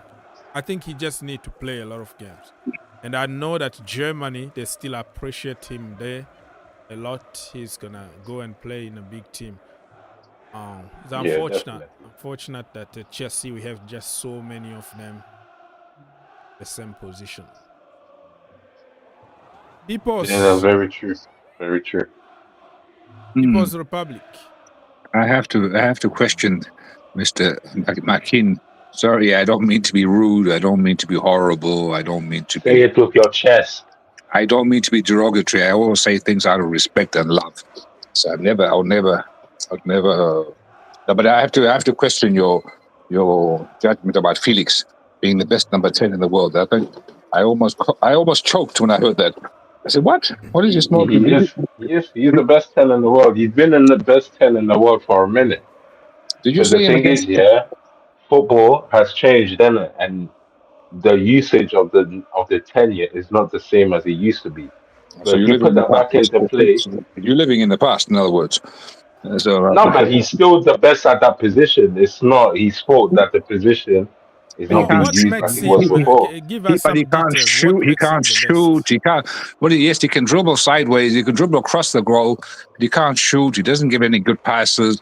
We saw against Tottenham, he can't defend. He didn't. You saw that when Thingy scored. Son, that was because your friend Felix wasn't bothered to close out the guy crossing the ball. So I don't understand this love affair with Felix. I just don't. I don't get it. So please It's explain to us. because in that position, when it comes to competitive teams, he's better in the 10 than Palmer is. Palmer's better off on the right wing because he has more brains. You need brains to be on the right wing. You can't be direct and empty-headed. That's why they don't like Mudryk like that because Cole Palmer originally, has the qualities, and the carefulness of Riyad Mahrez. But Mudryk is not polished like that. That's the only problem. Pedro Neto But is out, and Appa is another young man from the academy who just replaced Pedro. but João Felix's gameplay, he always has goals. He's consistent with his assists. Like he's a team player. There's not a lot of the times that you get like a team player that can actually take it on himself. And it's like the team when he's around, whether he's playing left wing for Barca or left But wing your for friend, Chelsea or Mr. even Joao in the 10. Felix, need to work on his end product because Thank you. to be Thank you. a complete, like you said, the best number 10 in the world, Yes. you Yes. also need that touch, the last touch, Thank you. the moment of magic. Just don't be ordinary. You know what I mean? So if you But see, things take time, And What? How old is he? How old is he? What do if you mean it takes time? How old is he? He's old. it takes time because you need to be given time in order to show your worth.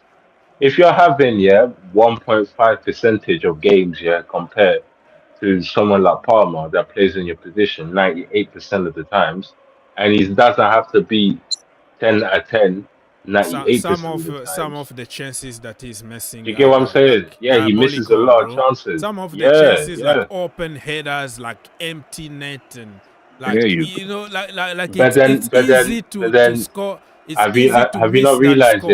Yeah. Have you not realized he always looks like a rushed player? Yeah, you Have can you not rush, but realized bro, that? that's what you have to do. Compose. That's why. No, but that's an indictment on the managing of the player. No. It's a player choking. And It's a look, and look, and look, player. and look, How old is he? and you 24. choke here when you How old? Can we ask you? choke, How old is he? He's 20 what? my 27? friend, you choke in deep waters, when you're in new waters, that's when you choke, when you don't know how to swim in that water. I'll The tell you the thing is, problem. with Felix, when you put on a man for the last 5 minutes, when he reaches 90 minutes, that's what happened against Tottenham. Well, He there put him are on the even 90th games minute. that he started. That's how I agree with that's you how on he even this. treats them. I The games that agree he with you started, with that. on the games that he starts or like majority plays in, they have no value. They don't bring no realistic value to the team. So for you to see his real worth it's up to the manager. It's not up to the player. You can see the player's raring to go. You can see he's got the ability. You can see the team works better and look to him when they want to go move forward. So I'll tell it's you the like problem. at the end of the day, The issue I have with Felix. you need at the end of the day, you need to look at it with football eyes, not the eyes of a fan, because that's when you get into the rhetoric and then you miss out on gems and then players that end up just making something out of themselves in other clubs like Diego Forlan, Marco Correa, because we said these things about these players before. And I look, don't subscribe. I don't subscribe because the issue I have with Felix, that guy's a fine schmaker. So in other words, he needs ideal conditions. He needs the team to be winning. He's one of those where you have to have the wind in your back. He's not one of the fighter type when things are not going for you. He's not the guy who's going to grab the game by the scruff of the neck and change things. of course you would say that. Of course you would say that if he does even play 5% of the games, and That's none because of the games he plays matter to you. So it's not, you're not going to see the player's evolution or even progress. Sometimes here you have to understand it, like there's contractual reasonings put around things, and that the player doesn't have the platform to necessarily like show everything he's got. Like there's things put in place. Like it's not A, B, C, and it's not black and white. Like when it comes to abilities, we have players that we spoke about of like this, and they did well other places. Salah, like we got players that did well other places, and we just didn't have the patience.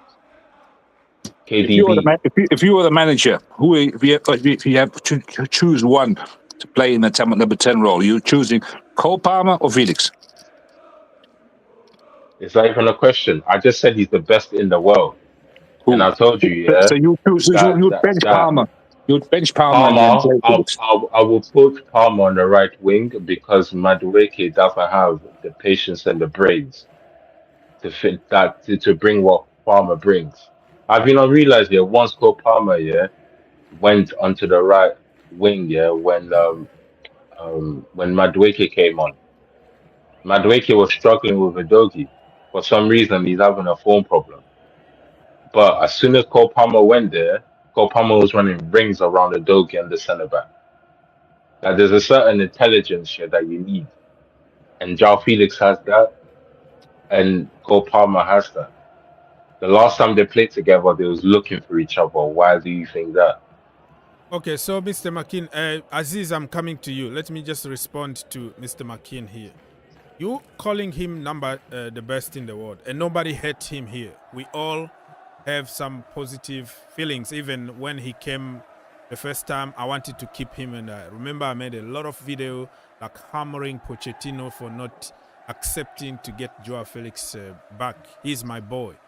But saying that he's the best in the world and then justify to his lack of end product as, oh, the team that he plays, or the manager, or the condition or something, just shows like he's not mature enough to be that number 10, the best in the world. Because No, I wouldn't say. I let wouldn't me say finish. that. Let me finish. I'll let you finish. You let me finish. So, because that's what makes you that character of, okay, I'm playing with average Sunday league here. I'm the guy. I'm gonna prove them. But when you miss those one-on-one chances, open headers, no end product at all, always panic in front of the goal, no matter even you start the game or you don't start the game, you rushing, the rush thing just shows you that you don't have it. You don't have that, or your that character of being also cold, ice cold, is also one of the quality that makes you the best number 10 in the world. So you need end product. Being a number 10 doesn't mean you're a finisher. You know that. No? You don't have to be a 10 and a finisher. But that is part of that. Everybody is responsible. No, it's really not. No, everybody in the team. Originally a 10. No, originally a 10. Yeah, that's not his job. And no, you're comparing him to a header.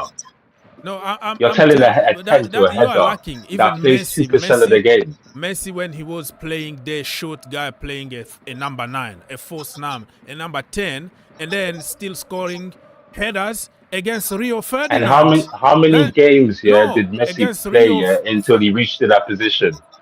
No, like he was scoring. Do you know how much? Do you know how Barca was invested into Messi? Do you know how much investment went into Messi?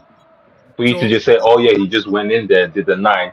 He did down the latter of his What career. I'm saying is, there was progression. Regardless of who you are, what position you find yourself on the pitch, and you find an opportunity to shoot at least on target. I don't know if you notice, like 90% of his shot goes off target to the moon. Like at least It's not shoot on 90%. target. That's But just it's an because exaggeration. But it's true. no, But it's true. just But like this is the thing. If you play the last 10, 20 minutes, yeah, and then you get one opportunity to a classic 10, yeah, and then he has the header. Like, you're doing too much. Like, that's too, like, in the last 90 minutes as well. Like, what, like, you can't do, this it's is like, why okay, so he rotation can't do matters. this. This is not his job. So what is the job for number 10? You tell us what is his job. Attribute to a number 10. Okay, it is to create, yeah, interlink, yeah, from the play into the striking. So you find Linking an play empty to goal, striking. you don't score Yeah, because that is not your job. Cole Palmer did the Right? same things. You Even don't see us banging on about it. Badiashile, you find yourself No, but Cole empty goal Palmer shot. has It's not done my it, yeah, job. against Liverpool, yeah. Nobody's saying anything. Because That why? is one He knows that the next game he's going to play. Yeah, but you're choosing one from Felix too. You're No, going it's to not play one off. It's in general. the next games. It's But not. for It's Felix, if not he like misses, yeah, he's only here for a limited amount of time. And if he misses it, he misses it. And then it's like, oh, the player's crap. it's This not. is But why because you Callum know that Hudson-Odoi even when is he's doing good in even Nottingham when he Forest. start games, even when he start the game, And that's why, he got so many yeah, chances that he doesn't capitalize. He will score a couple goals, you know what's worse about your point as well is disingenuous because he creates those chances himself too, and you take that out of the equation. So what I'm saying here is that you can't judge a player if he has a lack of what do you say, end appearances. product. Appearances leads to end product. If you took off Cole Palmer today, for example, yeah, if you took off Cole Palmer today, yeah, and then you put on Jadon Sancho, who is also a 10, yeah, and then for the next 6 to 8 months, yeah, Sancho's just cooking, yeah, and we see Cole Palmer for 5 minutes apiece, yeah, and we expect Cole Palmer to do these headers in and to finish like a traditional striker. If he doesn't, he's crap. No one's going through that kind of conditioning. So I don't know why you're like the numbers don't match in the equation. Like it doesn't even make it fair. It's how do I say it? Fair assessment. It don't match up. The numbers don't match. It's like 90 to flipping 90 to 10%. There needs to be an even balance out to see what the other player can do. Like there's a lot more that goes on than just this guy banging in goals like a striker. Like you're going on like you don't know football anymore. Yeah, like I said, this is just like a debate that we're not gonna agree, but it's okay not to agree. And I remember even when we were talking about Enzo Fernandez and his issues, and the same issues that you are defending now for Enzo Felix, you won't defend if it was another name in that position. You set yourself. You shut the floor. I got you there. I got you. Wait, I got you. So do you know why? Yeah, I say that. Yeah, because Enzo, yeah, has been around 3 different, or is it 4 different managers? I'm not too precise about that. Yeah, he's been around 4 different regimes. Yeah, and he still hasn't caught up to his price tag. Felix came on the 6-month loan, yeah, and he looked like the player to keep more than Enzo was, yeah. Which is why you were saying, "Oh, we should have kept him. We should have kept him. We should have kept him." Yeah. But it doesn't. It You doesn't see, the take thing away is, the when he fact that I comes have back, to tell the truth. Just no, because I say no, but it's not. It's not the truth. It's not the truth here because you're lacking a partiality because it's that's like the problem. if you see me 90% of the times, yeah, it's like what I say must be the truth because you see me 90% of the times. But then the 5% of the times that I get to see you, it's like there's no benefit of doubt for you because I don't see you. And it's like your efforts go away because I don't see you. Same way you guys are doing with Mudryk, yeah? We're forgetting about everything good Mudryk has done, yeah, and forgetting that he was our best attacker, yeah? But before Graham Potter came, he was like the top scorer. He was the best attacker. And what we're Let's, gonna throw that? let's We're gonna ask the rest throw of the that panel. ball at Ask the rest of the panel what they think, what their opinion. I want Let to hear me what the even rest of the greet panel think. let me greet other brothers who join us so they can feel part of the debate. Aziz, are you there? And Tragic, Hey, are you hello. all right? I'm there. I'm listening to you guys debate. What I'm going to say is that the role of a number 10 in this modern day football has changed. The role of a thank number you. 10 now is they want a number 10 to score goals, want to create. So even Messi, I remember when he had an interview with Zidane, he said the role of a number 10 has changed. Back in our days, number 10 used to be the one creating for the strikers and this thing. Now at the number 10, because now football is more of a robotic system style of play, they want your number 10 to be able to shoot, be able to pass, be able to do almost everything. And with Joao Felix, the same argument you can have against Enzo that other managers have tried him, he wasn't performing. Joao Felix too. Let's don't forget he went to Barcelona, he flopped. Let's not forget he came to Chelsea, he didn't really live up to the hype. Let's not forget he went back to Atletico Madrid without much and he flopped. Don't forget he was bought with a big amount of money. Don't let's forget he went to Portugal, his national team, So they I'm dropped sorry. him. I'm sorry. I'm No, sorry. But I'm just giving you the Barca same couldn't afford argument. him. Barca couldn't afford him. That's why. It's not because they It's didn't not want to keep about Barca him. couldn't afford him. He didn't perform. Why did But he why did had they over start using 30 goal Yamin involvement. Lamar? He's had 30 goals involvement with 14 goals scored. I have to What are you double check talking on about? that, but the bottom line here is there is a reason why Joao Felix being from one club to another one. I still believe in the potential. But when you are 25, he's going to be 24, almost 25 in a few months now, and you're still talking about potential. You're still talking about Atletico wasn't his system. They destroy flair players over there. Barcelona, You because guys, let me finish. yeah. You have to let people finish. Because of this and that, the manager wasn't good. Frank Lampard in the Champions League against Real Madrid, 2 clear one-on-one, missed all of them. All of us here Heart Attack FC, and all that it's the manager. It's the condition. It's always the Joao Felix is becoming an almost player where even me, I still believe in the potential. He's a likable guy. He does the hardest thing. Like now he's adding defensive work now. Like that's the brother. If you look at him off the ball, everything he does is on point. And the easiest opportunity or technique to shoot not there, and we have to blame somebody else. So we have to be honest here to say, yes, you do the whole good thing. The star boy, the reputation is big, but you need also to present us with a little bit of end product. And that is not too much asking. And to be the best number 10 in the world, if you don't have the end product, that is a big question mark. That's what I'm saying. And I'm a big fan of Felix. Everybody knows every video, some of the title are like justice for Joao Felix. Joao Felix need to start. I want him to start. And I've been also talking about he need to be playing football week in and week out. And I hate the fact that you give him 10 minutes in the end. What do you expect him to do with 10 minutes? Because when you get on that pitch, for everybody that played football, it takes you 10 to 15 minutes even to get to the rhythm of the game on the pitch. It's just like your warm-up. It could happen like you are in the right place, the right time.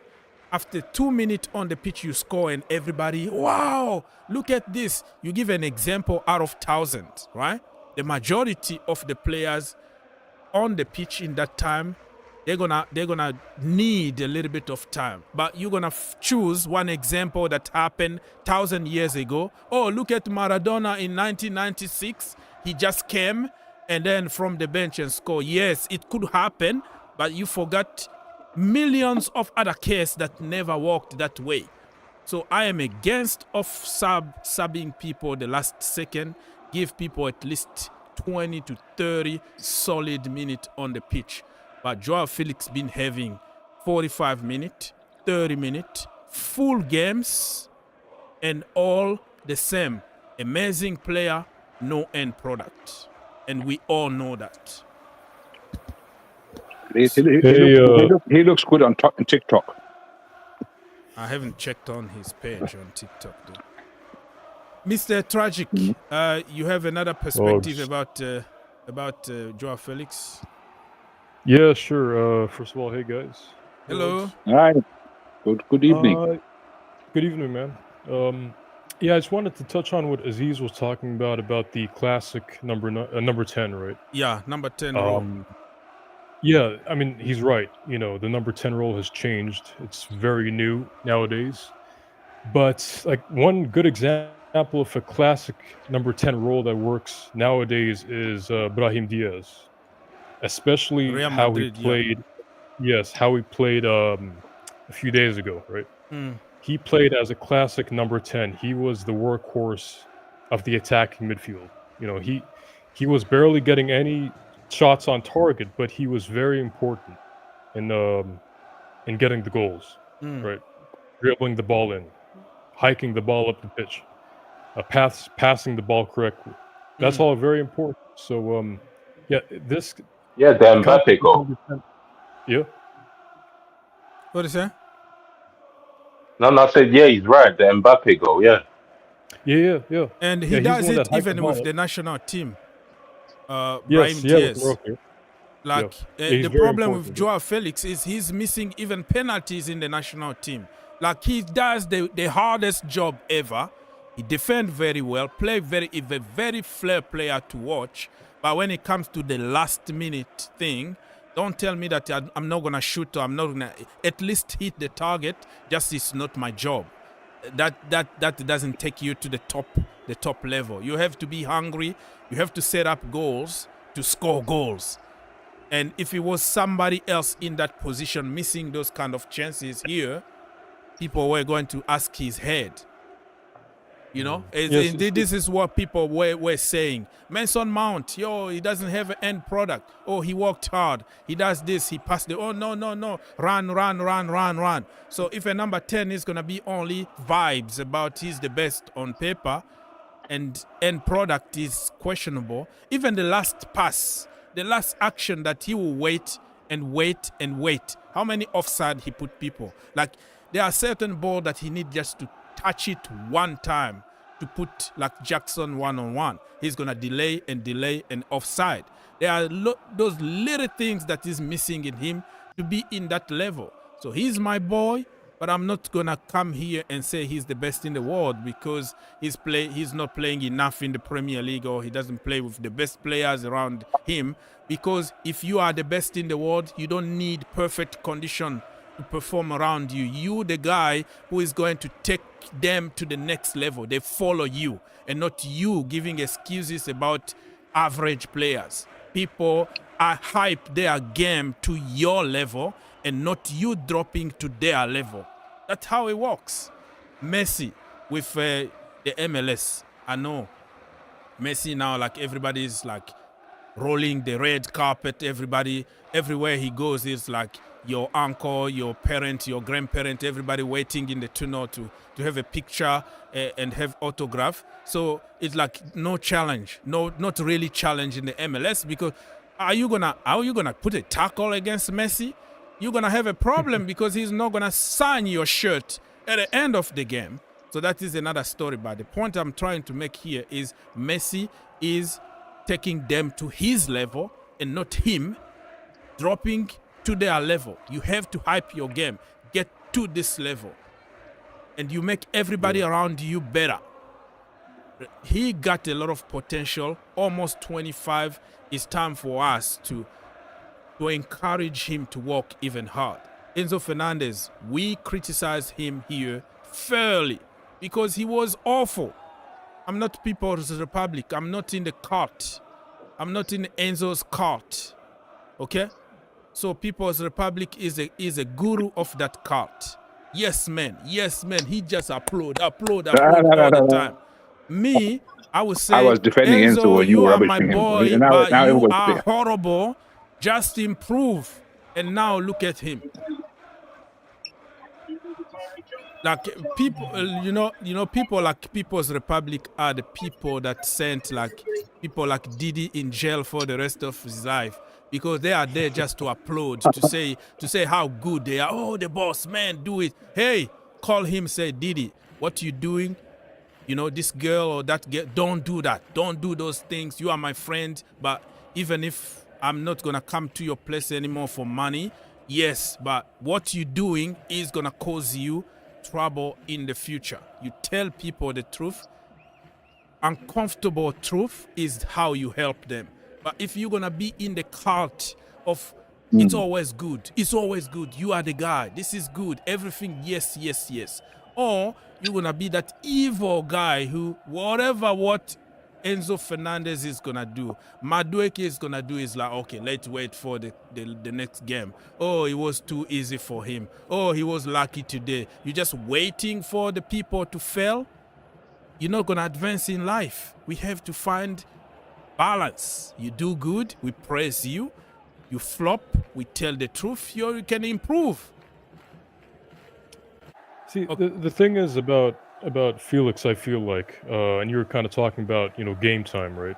The thing is, like, let's say Felix flops in one game, he gets benched for the entirety of the next game. I don't know if that's exactly what happens, but I imagine that's what happens. Yeah, he doesn't play a lot in the Premier League, so yeah, kind of. See, that's the thing. Like, his full potential, isn't shown in that case, right? Yeah. Like, you need game time. Like, no matter who you are, you need game time to show who you really are. Tell him. Yeah, that is true. You can only improve by making mistakes and improving. But that we agree. I agree with everybody on that. But saying that he's the best when he can't finish anything and he misses even the target 90% of the time, and then blame the manager or the lack of time, that is another thing. At least shoot on target. And like I said, it's not every game that he's out. Yeah, but he's 90% here, represents 2% of the 100% of Chelsea. But if you are that good, and then when you have a full game like that, we expect you to, show your quality. It's not like he scored hat tricks, and we said, you know what, it's not worthy. We've done that. Hat tricks in the Conference League. Come on, man. He hasn't Be real. scored. There you go. There you go. But you see, before that, before that, he hasn't had a full game. If he was that guy, he'll be plug and play. He's not that guy. He's not, before that, he didn't play a whole game. So it's like when he comes on and does things, we're like, do you know what? It's easy. Do you know what? It's like that. Do against a harder team. But then if he's not given the minutes, how can you say he's not what the club thinks he is? Do you know why he's not giving the minutes? I'll tell you exactly why Maresca didn't play him. The reason is because he's a passenger. So this guy's a luxury player who does not take part in any defensive work. You see all the other strikers. You can't have a Ballon d'Or on your contracts, and be a passenger, bro. I'm sorry. He does not take part in defensive work. He's a liability. He's a liability, and that is why Maresca doesn't play. Anthony Martial got a Ballon d'Or in his contract. Anthony Dos Santos also got a Ballon d'Or in his Manchester United. You're forgetting Anthony Martial, It's we wouldn't get Mbappe today if it wasn't for Anthony Martial. Remember that, How? Tell us how. Because he left Monaco, and when he left Monaco, he was the protege for Mbappe. Protege. Mbappe. Mbappe 14 years old. Mbappe was the one to come and fill in the boots of Anthony Martial, even in the French team. So, what the point you're trying to make here? Like, I'm just saying. Because of Martial, that's why we have Mbappe? How? because I'm saying, yeah, you only a dominant sense of force here would have a Ballon d'Or in their contract. No, You have to listen. be a dominant sense of force. Mikhailo You can't be crap and have Mudryk that in got your a Ballon contract. d'Or. That is a creative way of agent and clubs to try to get as much money as they can. Karim Benzema had a Ballon d'Or contract from Lyon when he moved to Real Madrid. Those are the things, the amount Yeah, of but you goal. have to pass that You know, level, yeah. Ogs. You have to don't be disingenuous. You have to be at that level. You No, can't. listen, It's no one. listen. It's Let not me for say, anybody. the problem is you are a prospect and people judge you based on ability in that time in the kid level. So people hope that you can make it there. Everybody is called the next Neymar, the next Ronaldo now. How many of them actually get to that level? So that's becoming another way So that of... makes them crap. No, it doesn't. But it doesn't make... Exactly. It doesn't make it looks like you're gonna be one of them. Those are based on probability. That's based on hope that you can get to that level. Many things can happen. Injuries, like Anthony Martial, if he wasn't for injuries, probably he was going to be in the Ballon d'Or conversation. But what I said, those clauses in contract now are the way of agent and players to try to find the different ways of getting money and like presenting to people, like valuing their Yeah, because you're promising. Yeah. yeah, but Like you it's can just bet on that. that guy. It's just that. Like a promise is a promise. Musonda was one of the electrical guy, winger, whatever you can find there. Injury, until today, the guy can't even stay on the pitch. So many things can happen in that age. So just because they call you the next Messi or you have a Ballon d'Or inserted, you can put a Ballon d'Or on Mudryk. Look at him today. You can put a Ballon d'Or on Juice Hall. That is just a piece of paper, and some people will actually accept it gladly, knowing you're not gonna get to that level. Just let them flaunt that and make it like it's going to happen just for a feel-good factor. Not everybody is gonna be there. So if Joao Felix, when he was coming from whatever Benfica or whatever club he came from, Portugal, he was the next big thing. But 4 or 5 years later, he's still almost in the same level or went back a little bit. So we need to encourage this brother to say, man up. This is your time. You have to do it now because you are losing your golden years of prospect. 20 years old, prospect. 21, prospect. 20. How many excuses are we gonna give you in that level? Messi had already like 3 Ballon d'Or and Ronaldo 2. So you have to start many. You have And to those two, yeah, the team was the center of those teams. There's big differences that you need to He that was you the keep. center. He was the Like, center at Atleti at least for 2-3 years, and they couldn't really and find they caused a anything. havoc to Madrid. There was a nail in the phone of Barcelona and Madrid. They gave them hell. So it's always They was the somebody's on fault. they It's were always some. they was the only Atletico Madrid were the only ones resisting that nonsense Farmers League of Barca or Real Madrid winning. They was the only one resisting that. So it's like when you say these things, yeah, it's like you're taking away from a player, yeah, that didn't even get the chance to even prove himself Well, for or the like even first, play at that sorry, level, yeah. he was And it's playing like every he single can't game show it. since he joined for 2 or 3 years at Atleti. Every single game he was in the center. Tell me that there he was on the bench too. He And wasn't on the bench. they did well over there. They did well. They did well. They was underdogs. They did well.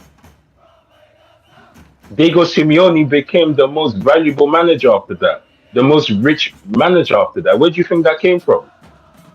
I mean, yeah. I mean, I would say the only reason Atletico Griezmann don't have was there, and you had Diego Costa and other people. So who gave him value is just Joao Felix. That's what you wanna us to believe. He's talking about the Anyways, system.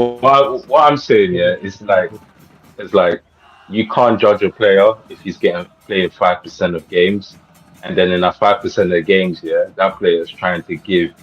It's like trying to give his 100% within that 5% of the games, which represents like nothing compared to the 90%. And it's like we want to call the player crap for that. We did it to Kevin De Bruyne, we did it to Salah, we did it to many people. That It's was like in when another kind of era and understandable era too, because back yeah, then but João Felix, yeah, but back then you can understand and accept because of how the team was built already. When you have Frank Lampard ahead of you, you have Didier Drogba, you have John Terry, you have Essien, you have those big dogs. It's in that always same team we difficult. had Drinkwater. No, we didn't have drink water in Frank When Lampard and KDB was Essien. around, yeah, Salah was around, Drinkwater was around. No, He drink wasn't. water. No, bro, come on. Check Okay, on fact. Drink Drink water. water. Listen, let me okay. No, finish. Drinkwater Let me came finish. in Drink. Conte's season. Come on. Yes. The second Drink season of water Conte. came after Yeah, even and N'Golo they Kante. was there. They was a part of Chelsea. No, he wasn't. No, Salah came in 2014 season, 2013-2014 season when Eto was here with Drink Eto water. was here at Drink Chelsea. water is a literally new one if you compare. He came even Thomas after Tuchel. N'Golo. After even And you N'Golo know what? Kante. And you know what? It goes to show you how bad that management was because someone like that got a chance before KDB did. Who? Just look at that.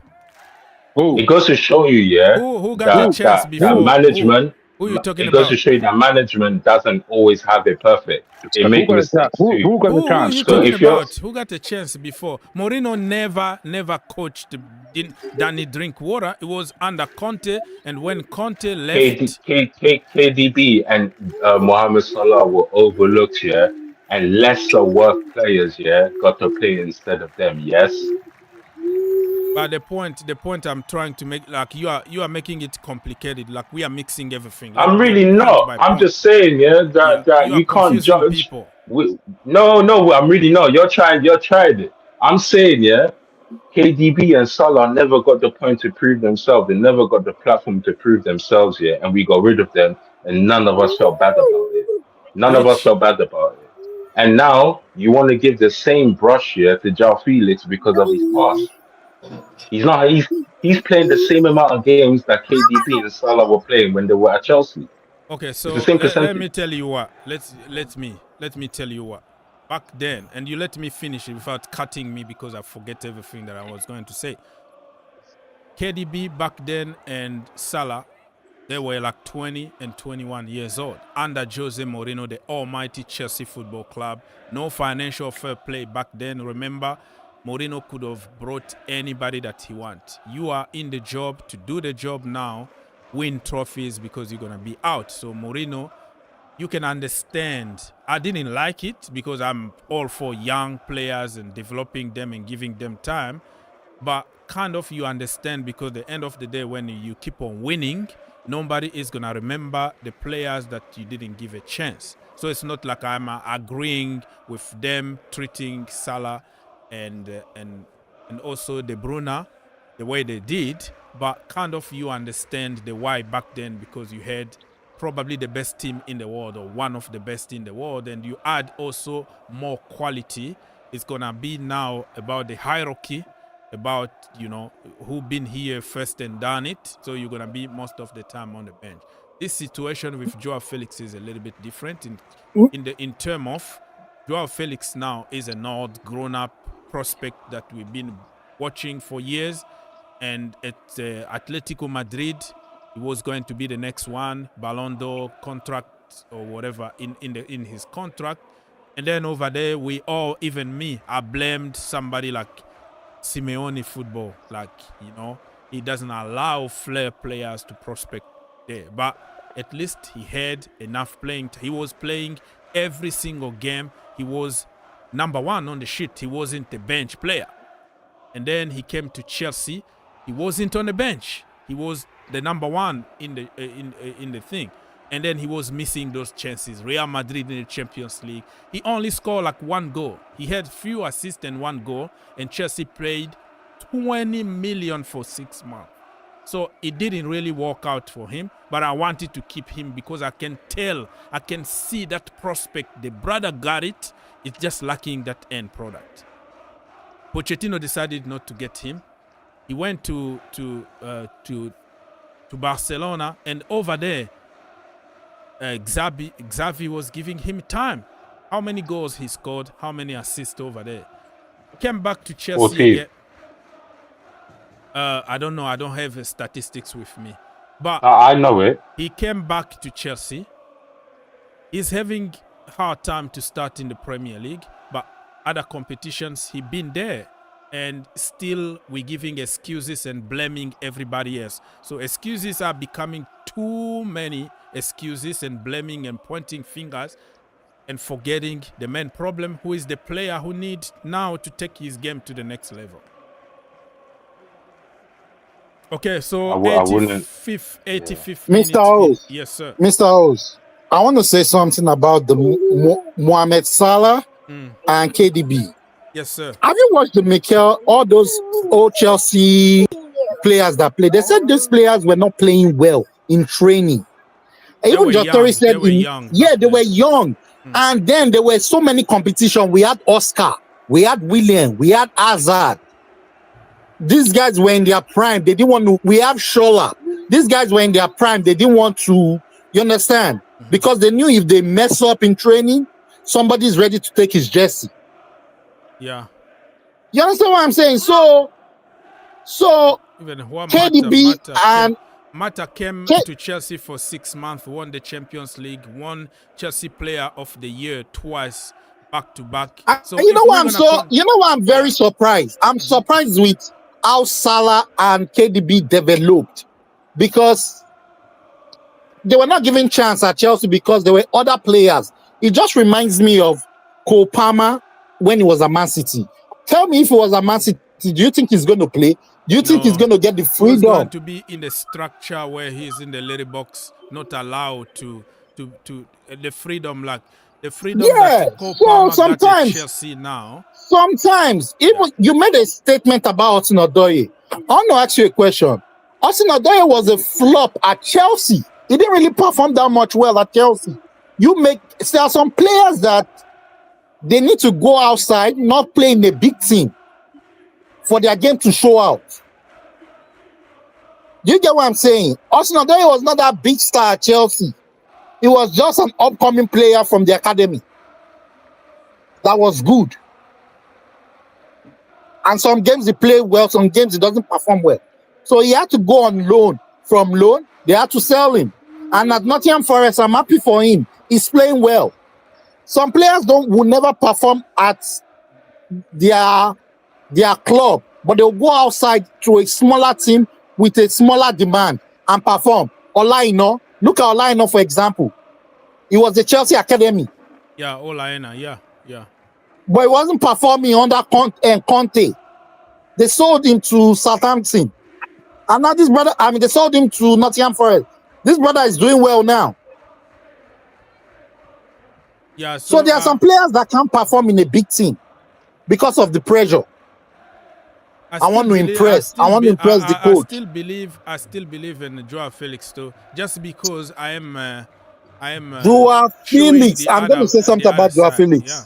Joao Felix is a good player. He's a luxury player. He plays in a kind of team whereby, okay, if there's not too much pressure, like, okay, if the team is sitting back, you need a player like Joao Felix that can do one or two things. I think you get what I'm saying. Work on his end product, because we need to. But his end product is bad. That's what he needs to improve on, and his defensive aspects. So, 3 minutes to go, people, until the end of this game. Still 3-1. The second half been kind of experimental. We are making a lot of changes, a lot of academy product in, and just take a risk, man. End the game, come back, arrive on Friday. It's not a big deal. I predicted 4-1, in my preview, but I would take 3-1. I'm still angry about the manner we conceded that goal, but it's not a big deal, man. This is just a game that get 3 points and that's it. We're doing good. Don't worry about anything. Oh well. Pep Guardiola is hurting himself now. Bro don't know how he done, how he got to that point now. It's different. But it happens, with football. If you have had so much success and you forget to reinvent yourself, or you forget to mix things up a bit, you can fall asleep many ways, and I don't blame him. And success, sometimes you get drunk on success. I think this is what happened to Man City. It's not because Pep Guardiola is a bad coach or Man City is a bad team, but you just, it's hard to motivate your team year after year after year to win the league. That in itself is something incredible. At some point, it had to break. So, but it doesn't mean that Man City is finished. No, those guys are still. Look at the table. On the table, yes, they've had a few defeats, but they're still there. They're still in the title race. Don't write them off. Not yet. I still think they're going through a bad patch. Yes, it happens. But let's wait and see. The mistake Pep Guardiola did when they won this league last time. He should have broken that team and bring in new players. There you go. That is one thing I'll give Ferguson for. Ferguson, every 4 or 5 years, he changes his team. But he brought Savinho. He brought Gundogan back in the team. Come on, Gundogan, no legs. But come on, Mr. Oz, does Gundogan have the legs to run like all these young players? That is why they are beating them in the midfield. You need also experience. No, Mr. Oz, I'm not saying you can't, but listen to what I said, Mr. Oz. Listen. Mm-hmm. I said he needed young players that have experience that could have done something better. All these players are old. Gundogan can't run that midfield no more. What's his name? Bernardo. What's this guy from Belgium? KDB. KDB is already old. Injury all the time. Yeah, you understand what I'm saying? So he needed to start reshuffling the team, replacing the team. He didn't do that. And this reminds me of Liverpool when they had Fabinho, Anderson. After those guys were already getting old, you see how they were cutting on them. That's 2 seasons ago. Mm-hmm. So they had to reshuffle the midfield. Yeah. So that's what Pep Guardiola needs to do. But he should have. And now with the 150 charges now they have now, I don't even know if they can sign players no more. I think the problem with Pep Guardiola is maybe a little bit of arrogance in that if he's going to play young players, they only want to take from the academy. They don't want to bring like Chelsea from outside. I don't know. Maybe that's part of the problem. They are youngsters you can bring from other teams because your academy won't produce you everything. But maybe it's a bit late. You can't just change the entire team now. You should have done it like 2 or 3 players each season, 2 or 3 young players. You breathe them in. But you're going back to Mr. Oaks there. He was talking about Man United. Remember when Ralph Rangnick was saying about 2 seasons ago that you need to change 8-9 players from this team. Nobody thought the guy was been smoking something, but he's right. Open heart surgery. Did he say that? Open heart surgery. And look where they are now here. New manager, same old nonsense. Nothing's changed. I mean, Onana, I don't know what the hell we were doing that game there against Nottingham Forest. You see that shot there, the soft shot? I thought it was that match fixing. What the hell was going on there? No, it was the breeze. No, it was the wind. It was the wind. Okay, so give me a few seconds here. The game just ended 3-1 to Chelsea. Congratulations to boys. Not gonna point fingers today. Very, very bad conditions that we had to play. Minus 11 degrees. Some people are talking minus 15, but it's a negative, so it's still very bad. Mr. Andrew, my brother from Arizona, is asking, hey, what do you think about the club, the FIFA Club World Cup? believe we are automatically qualified in the competition in 2025. Yes, that's Chelsea, because Thomas Tuchel won us the Club World Cup, but also remember that we won the Champions League. So yeah, we are qualified there for those criteria. So yeah, we're gonna finish by that because I have to go. What do you think about the Club World Cup? So that is the question. What do you think about the World Cup going to Saudi? Huh? The World Cup going to What? Saudi. It So was, yeah. let me answer to Andrew. I think it's a good. First of all, the Club World Cup is a good thing for Chelsea because we didn't make it to the Champions League, and we're gonna get more money than what we were going to get in the Champions League. So people are talking about 60 million coming to Chelsea pocket already. Well, regardless of the level that we're gonna make in that competition. So in terms of money, the sponsorship that we didn't get because of we didn't qualify to the Champions League. So financially good, but in terms of players now, that I am very worried about their health, because no preseason. After a very long season that we will be playing probably more than 60 games a season, and then immediately after that you come to America and play the World Cup until July, and then August, the beginning of August, the Premier League is back. So how many time you gonna give players for vacation, and when are you gonna have your preseason?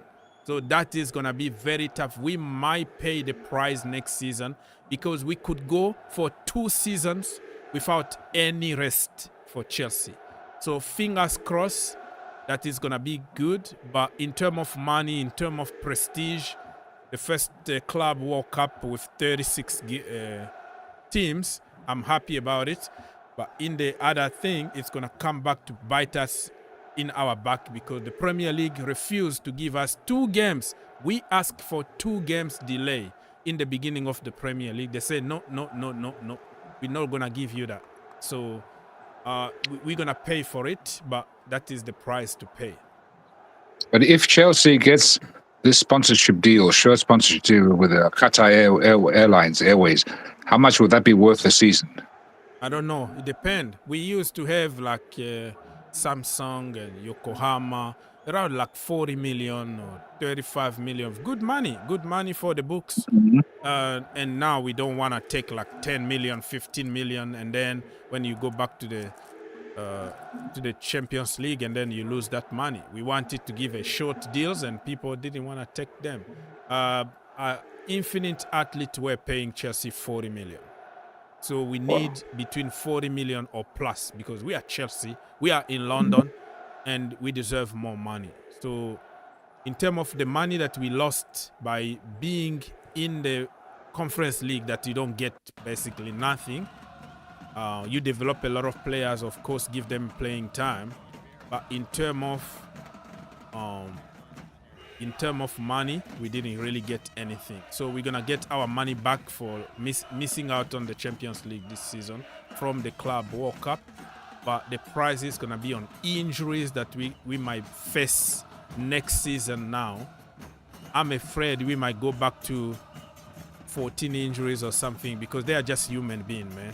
Human being 2 years without taking any break is gonna cost us a lot. But hopefully, because of our big squad, we can afford to give some of them some vacations, here and there, give part of the players on vacation, and let's see how it goes. They are human beings. People, we're gonna end. Before you go, sorry to interrupt you, Aziz. Before you go, this World Cup for Saudi, what time of the year will that be played? December, because it's hot there, so it's gonna be just the way it was in Qatar because of. But that is like in 10 years from now. Let's not worry too much about it. But the way they gave the. Listen, first of all, I am all for giving the World Cup to countries that never hosted or other part of the country or the world, because it's not only America or Europe that deserve everything good. Football is them all the time. I think all the countries, Africa, Asia, Middle East, South America, everywhere, everybody deserves to have their organization. The way they cooked it, though, is like they give one World Cup for 4 continents.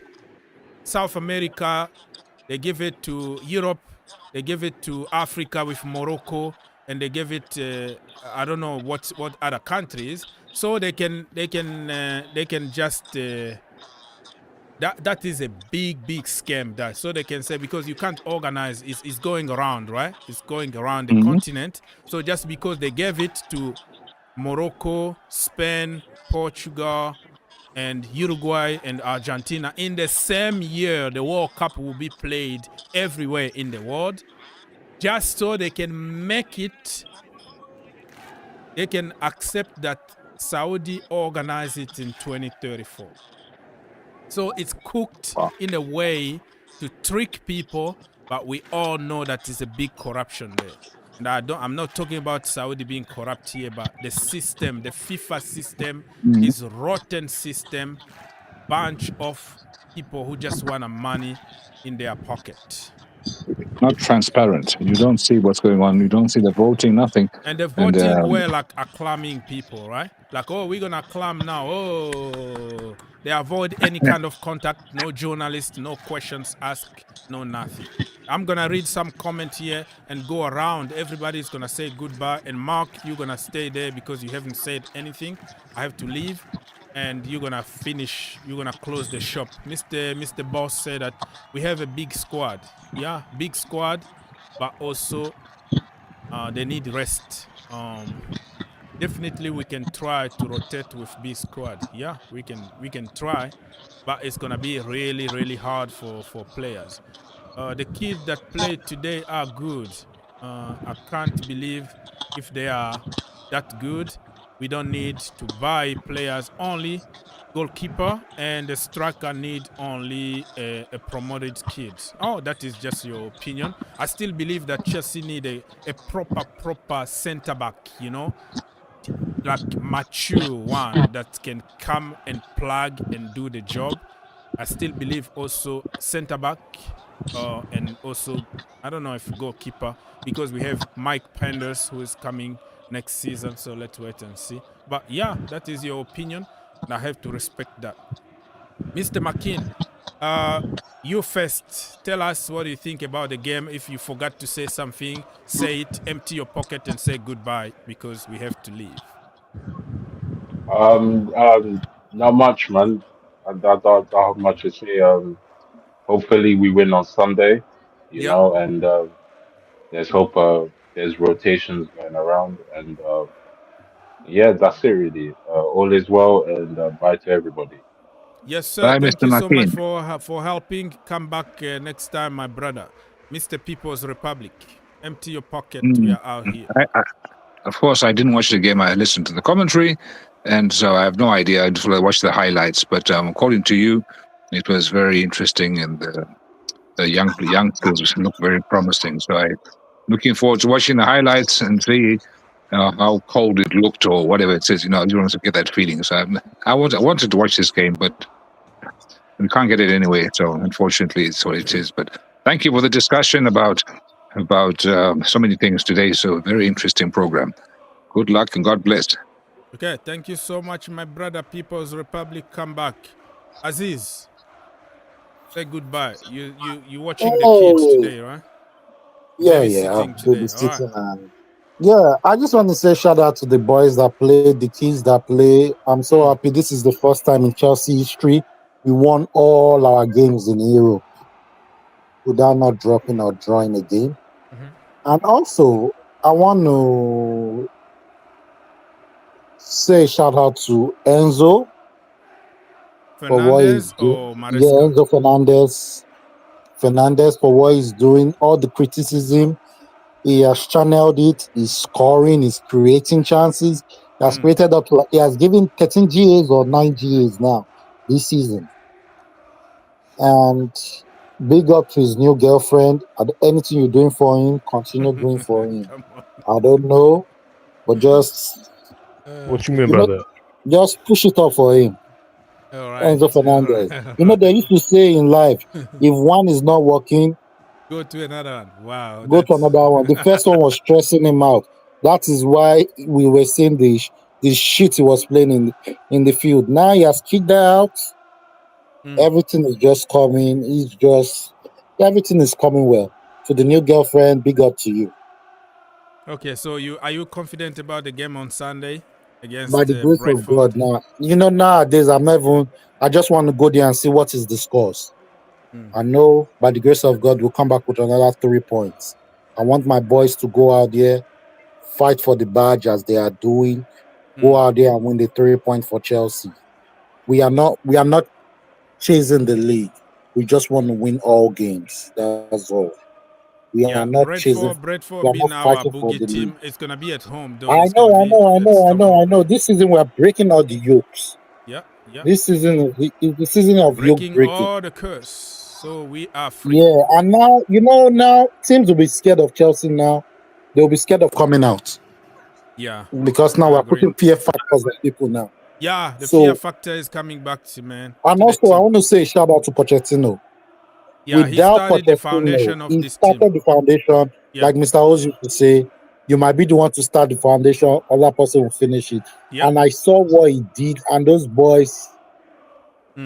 Yeah, that's true. All those boys that is start good to picking see up. that you are giving credit because Yeah. don't only see like bad things. Sometimes just see Man, I've seen too many bad things for the past 2 years. So we've seen too many bad things for the past 2 years. Yeah. And now this is what we want to be seeing now.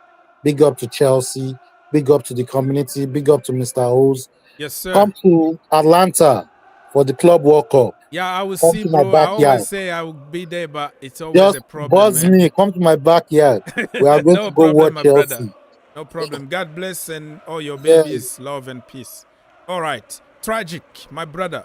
What do you think about Morocco having? How many games are going to be in Morocco? 1, 2? For the World Cup? I actually have no idea. Okay, I have to double check, though. but yeah, kind of have to share with other countries. I don't like it. Like last time when it was hosted in Africa, right, South Africa, it was hosted solely in the continent, right? But now we have to share. Now we have to share, yeah.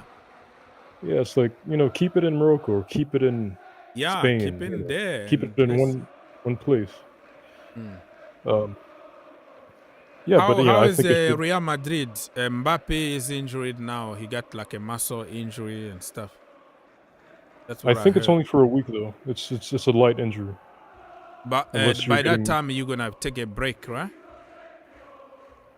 Like you have a Christmas break, I think. Couple of weeks for La Liga. I don't know if I'm talking nonsense here, but other leagues will have breaks. The Premier League no breaks because we have like Boxing Days and all that. Yeah, I mean for the Intercontinental Cup, like something like a week and a half. Oh, okay. That's pretty much it. But in terms of Mbappe, I think he's fine. It's not like a crazy muscle injury, just a light injury. But yeah, man, he's starting to cook. He's starting to fire up. He had a very good performance versus Atlanta. Yeah. And yeah, we'll have to see what he does in the future. Hopefully, he keeps his form. Even though even though he got injured, right? But yeah. All right, brother. So listen, I will talk to you this weekend because I have so many games to cover on Saturday and Sunday. So we're gonna be here. If you see me, come say hi. Much appreciated. Yeah, bro. sure. Yeah, absolutely. Yeah, there's City versus United is gonna be on Sunday. Yeah. Right? What a game that is gonna be, huh? I can't wait, man. I can't wait. What a game. That's United's chance to get revenge, man. Seriously, United if there's any have their own problems too. So yeah, it's going to be an interesting game to say. This is like the first time in a while where like two teams are crap, because usually in the last like 10 years it's been United most of the time they are like underdogs. They are crap and they won some games, some important games, but you go into the game, you know how strong City are. But this time around is the time that you see City are in bad position, United are struggling. So 2 struggling teams, and let's wait and see what's going to happen. Very interesting. Okay, my brother Tragic, I'll see you next time, man. The El Tragico. All right. Mark, empty your pockets, you close the shop, and we are out here. Yeah, so I will talk about the game that I just watched. And as you all know, I've been a critic of our owners for the past few months. Yes, and everybody can testify to the fact that I was hitting so hard on them for some decision that they made. But honestly, I would like to take my words back because I feel like some of us were in a haste, or because things were crumbling down. Some of us criticized them without even taking a look at the future.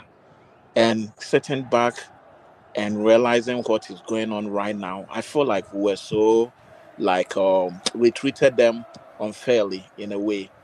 But everyone was concerned about the situation that was going on with our team. And the buying was so much. I quite remember there was one man, Bobby. Bobby is very popular in the community. He was on the show and he said some of us are criticizing these guys unfairly. But when things get correctly and things are getting done, we are all going to see what Chelsea is all about. And I believe today what he said is really true. I'm so happy, and I'm so also happy that I went in for Maresca. Like, people were having their doubts. People were calling him names. What can a championship manager can do? He doesn't have any experience. A lot of people were having their doubts, all because of what we've experienced with Graham Potter, with Frank Lampard, and some other few coaches that have come in. But it seems he's proving everyone wrong. I might be very early to praise him, but I think he deserves all the praises. He has come here for a very short time, and look at what this man is doing. I really appreciate the fact that he's doing very good job. If you are part of his plans, he doesn't let you stay on the bench, and he doesn't let you wonder when are you going to play your next match. He's making sure that each and every player that belongs to Chelsea is getting the opportunity. And he has so far discovered some young players. And I'm so happy that there were 4 Ghanaian descendants like Rasaki, Tariq George, Achampo, and Ampa. These guys, they are doing so good with the reserve side. A lot of Chelsea supporters don't know unless you monitor them. And today he gave them the opportunity to play in Europe. And look at what they are doing. I think these people have done so well. I would just recommend everybody, and I would just say very big thank you to the owners. Todd Boehly was one victim. I was giving it to this man, but I think so far they've done a good job. We all have to exercise patience, and that doesn't mean if something is going wrong, we're going to keep quiet. You have to say, listen. Everything that you said back then, you were right. This is football, and you have just to be man enough when they do something good to say it. There are certain people who are stuck now on negative, no matter how positive a player or no. It's football, bro. Today you might be on top of the world. Tomorrow you are down there. And you say it. What you said back then, nothing wrong with that. Nothing wrong with that. People were so concerned. The team was going down the drain. And all of a sudden, every decision they took, it has gone well so far for the football club. That is what we are looking for. Nobody thought that Chelsea coming into this season will even be second on the league table, and they are winning game back to back. What else can we say about this team? There is no negativity. That doesn't mean that we are going to keep quiet when things are going bad. That will even motivate them to do more. And I would like to encourage all Chelsea supporters, let's all rally behind this team. They are doing something that has we are happened. Cooking, bro. It looks like we are building a team that nobody want to play about against. This team, when they are down, they still have hope that they can come up. Look at the game against Tottenham. If it was 2 seasons ago or We even were last going to season, lose that it game, would be but now game we can over. come back from 2-0 They came down back to from winning 2 the goals game. down, Yeah. and they were able to win the game. Everyone is doing very well. And I also like to encourage the sporting directors. Whenever I travel, I've been to so many countries, especially South America and Central America, and even some part of Africa. And whenever I go to the communities, I experience some of the players out there. Like if you go to Rio de Janeiro, the talent over there is not a joke. They need to start investing. I was in Ecuador and I was so surprised to see a lot of young, talented players. I've been to Costa Rica. I've been to so many places, And and this that's shows what that the Chelsea are sporting doing right now. directors, We even have represented representatives, from Africa too. So we are attacking exactly. all over the world, bro. They We have need to scouts invest. everywhere. So They need to invest a lot, and I believe the future looks so bright. so Like bright. right, Yeah, right yeah, yeah. now, we have like Team ABC, the team that played today. I'll consider them like Team C, and they were easily able to beat To beat a them, first division yeah. team You in have to beat Kazakhstan. what is in Convict. front of you. So I'm so happy for the boys today. Listen, brother, this weekend we have so many games, and Exactly. And and let me say something about Manchester United before we go. Like, I will talk more about it when we come we on the come back. weekend Yeah, show. yeah. This weekend. Amorim made a very big mistake, and the reason why I would say he made a big mistake was he should have waited until the end of the season before coming in. When team is going down like that, you don't come into the To the action like he mess. came into the Okay. mess. Yeah, the mess was already created. That is going to dent his image. If I was him, I would have waited till the end of the season. Then I'll come in, go into the preseason, look at the situation, and if I don't need any player, I will let that player leave. But coming in at this time was a very big mistake that he made, and I wish him all the best. But the way things are going, if he's unable to get What it team right do by you want to February, win on, sir, or this weekend between Manchester United and Manchester City? What team are you you know gonna be what? supporting? Yeah. They should all play a draw game so that they. I don't want City to win in a way, because if City wins, it boosts their They are confidence pushing and us they can. in the table, right? Yeah, So so I you want just them want to them go to play a down and draw down game. and down. Oh, I see. I The, see. the I two see. Manchester teams, I don't really care about them at this point. I don't care about the Manchester City or Manchester United team. The Okay, so mistake they what also about made was, Chelsea against the Brentford, because they've been our bogey team for a while? yeah, Brentford What has is been a your score team that has prediction? been And on. we're gonna finish there. We need to be very careful with Brentford. But looking at the stats that we have this season, Brentford will be like any other team that we've played so far. It's going to be a very challenging, match. But Yeah. I still believe But are that you at Stamford Bridge, confident? 3 points in the um, pocket? 3 points, we are All going right. to get the 3 points. But we have to be very careful because they have some good players out there. If you take Mboma, I don't know if I've gotten the name right, and you take the other guy from DR Congo, what is this guy's name? He's caused a lot of goals. If you take these two players out, I believe you will disable the Brentford side. So we need to be very careful going into that game. And so far they will be throwing the challenge like nobody has yet beaten Chelsea apart from the games that we've played so far against, I think, City. No team has been able to beat us. So they would love to be the first team to beat Chelsea In a after they while. beat them. Yeah, in a while. So we need to be very careful with that particular game, and I believe 3 points is going to be ours.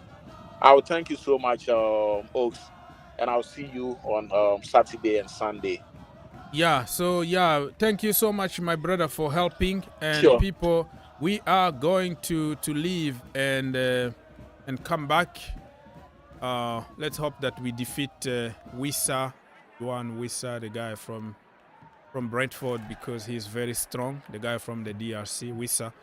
And yeah, I will see you next time, people. Stay tuned, because I'm making a video about my player ratings and about my preview on the Green Turf YouTube channel and GFC YouTube channel for the player ratings. So stay tuned.